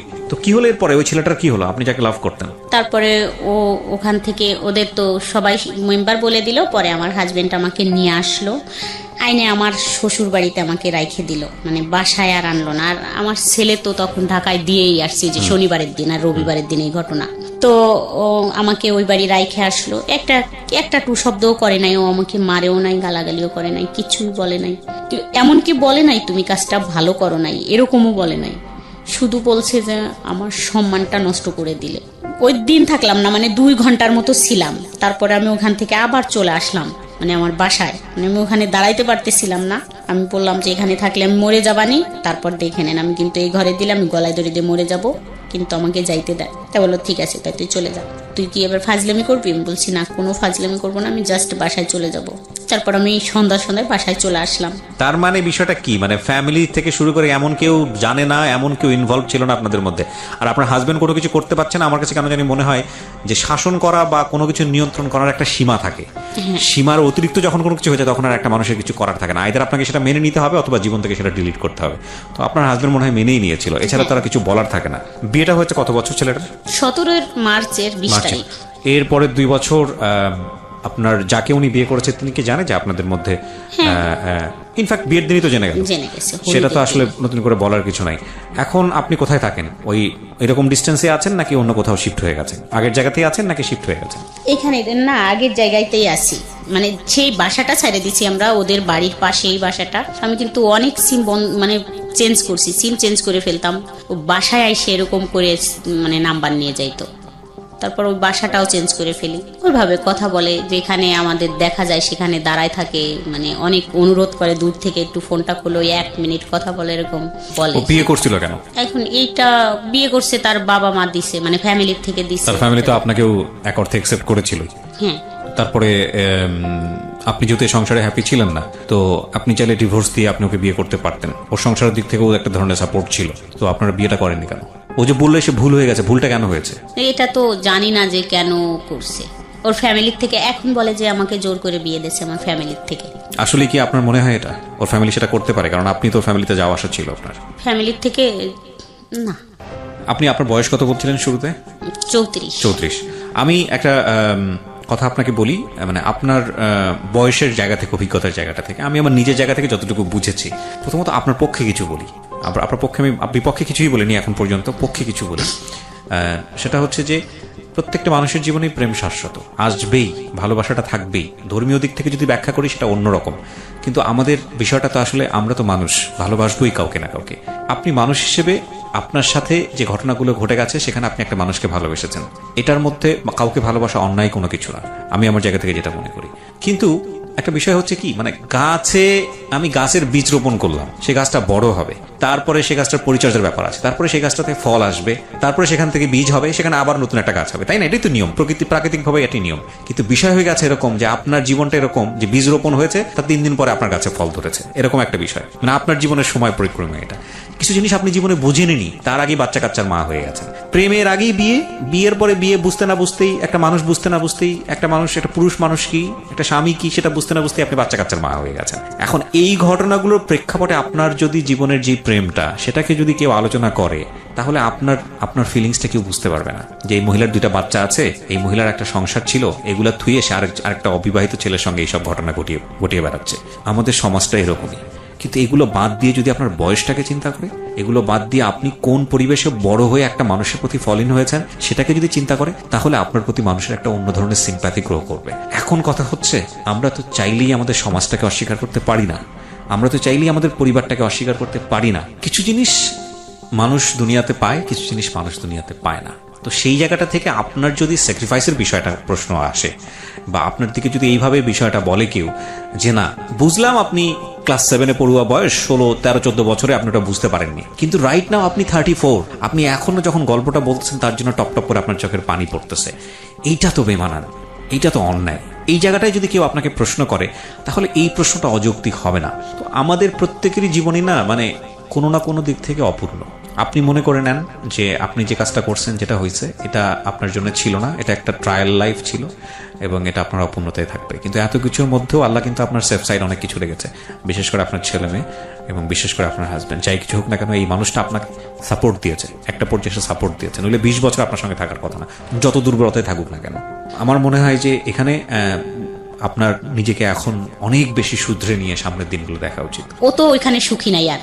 এই ছেলে আমাকে দেখেন কিভাবে ব্ল্যাকমেইল করে চলছে এখন, এটাই আমি বলতে আসছি। ও তো অবশ্যই শুনবে, ও আমাকে এখন কিভাবে ব্ল্যাকমেইল করে যাচ্ছে, এটা খুব ভয়ঙ্কর। না, ব্ল্যাকমেইল বলতে মানে কি, আপনার কোনো কিছু সে ফাঁস করে দিবে বা এরকম কোনো কিছু? না, এরকম ব্ল্যাকমেইল না, যেমন আমার ইমোশনাল ব্ল্যাকমেইল। আমি এখানে আপনাকে একটা আনসার আমি আপনাকে দিতাম, এই যে এই আনসারটা দিয়ে অনুষ্ঠানটা শেষ হয়ে যাবে। ও আপনাকে সারাটা জীবন এই কাজটা করবে, কারণ আপনার দিক থেকে গল্পটা আমি শুনেছি, এই বিয়ে করার পেছনে ও যার একটা বিয়ে করেছে সেখানে আপনার কোনো ফল্ট ছিল না, আপনার কথা যদি তুমি বিশ্বাস করে নিই। ও ওর মতো করে একটা বিয়ে করেছে, সে কোনোভাবেই এটা প্রমাণ করতে পারবে না যে সে রাইট ছিল তার জায়গাটা থেকে। আপনি আপনার জায়গা থেকে আপনার একটা বড় ধরনের ডেফিসিট ছিল, আপনি ফলিন হয়ে গেছেন, বুঝলাম আমি, সেটাও ভুল, ভয়ঙ্করতম ভুল। কিন্তু সেই ভুলটা যে আপনি করছেন সেটা তো আপনি বুঝে নিন, তার আগে আপনি ভুল করে ফেলছেন। কেউ আপনাকে সেই শিক্ষাটা দেয়নি, পারিবারিক সেই শিক্ষাটা ছিল না, সামাজিক সে অবস্থাটা ছিল না, কিন্তু ওর তো ওই শিক্ষাটা থাকা উচিত ছিল। এবং বুঝলাম ও 2 দিনের জন্য ঘটনা ঘটে গেছে, হঠাৎ করে ঘটে গেছে না, এটা 12 বছর ধরে কন্টিনিউ করেছে, 12-13 বছর ধরে কন্টিনিউ করেছে। এবং একজন, আমি আবারও বলছি, পবিত্র কোরআনের হাফেজ সে, এবং দিন এলেম চলা মানুষ, আপনাকে জ্ঞান দিত ধর্ম সম্পর্কে, এটা করো, ওইটা করো, এটা মেনে চলো, তার পক্ষে এটা করাটা উচিতই হয়নি, এবং এটা ভয়ঙ্করতম অন্যায়, ভয়ঙ্করতম পাপ। তো সেই জায়গাটা থেকে আপনাকে আমি শুধু একটা কথা বলছি, তাকে আমি জাজমেন্টে না নেই, এটা ভয়ঙ্কর, মানে এটা অন্যায় হবে। আমি আপনাকে যেটা বলতে পারি, সে সারা জীবন এরকম করুক, আপনাকে ধরে নিতে হবে যে না, এই দরজাটা আমি বন্ধ করে দিয়েছি, এই দরজা আর কখনোই যেন ওপেন না হয়। কারণ এই দরজা যদি ওপেন হয়, এই দরজা একদম জাহান্নাম, এবং এই দরজা মানে হচ্ছে যে অশান্তি, অশান্তি, অশান্তি আর অশান্তি। শেষবেলায় এসে যারা শুনলেন তাদের উদ্দেশ্যে একটা কথাই বলতে চাই, আমি অনেক কথা বলে ফেলেছি আজকে, প্রয়োজন ছিল বলেই, যে কেউই আসলে খারাপ না, আমাদেরকে পরিস্থিতি বাধ্য করে খারাপ হওয়ার জন্য। আর সবসময় একটা কথা মনে রাখবেন, আপনি যার দিকে আঙ্গুল তুলছেন, যাকে আপনি খারাপ বলছেন, যাকে আপনি একদিনের জন্য কষ্ট দিচ্ছেন, এমনও হতে পারে তার বিশেষ কোনো গুণ আল্লাহর কাছে এত প্রিয় যে আল্লাহ তাকে ক্ষমা করে রেখেছেন, বা আল্লাহ তাকে ক্ষমা করবেন। সুতরাং এই বিষয়গুলো আমরা না করি, কারণ আমরা তো জানি না যাকে আমি খারাপ বলছি বা যাকে আমি কষ্ট দিচ্ছি এমনও তো হতে পারে কালকের দিনটা আমার জন্য তার চেয়েও ভয়ঙ্কর রকমের কষ্টের। আর ওই সেদিন এক ফ্রেন্ডের সঙ্গে গল্প করছিলাম যে কোনো অপরচুনিটি আসলে তার জন্য না, যে কোনো অপরচুনিটি মানে আমার ক্ষেত্রে যে কোনো অপরচুনিটি আসলে আমার জন্যই। যেমন ধরেন একজন ভিক্ষুক মানুষ, সে যদি এসে আপনার কাছে হাত পাতে, আপনি যদি মনে করেন যে ভিক্ষুককে 10 টাকা দেওয়া মানে হচ্ছে ভিক্ষুককে হেল্প করা, দ্যাট ইজ অ্যাকচুয়ালি রং। কারণ ওই 10 টাকা দেওয়া মানে আপনি নিজেকে হেল্প করলেন, ইফ ইউ বিলিভ রিলিজিয়ান।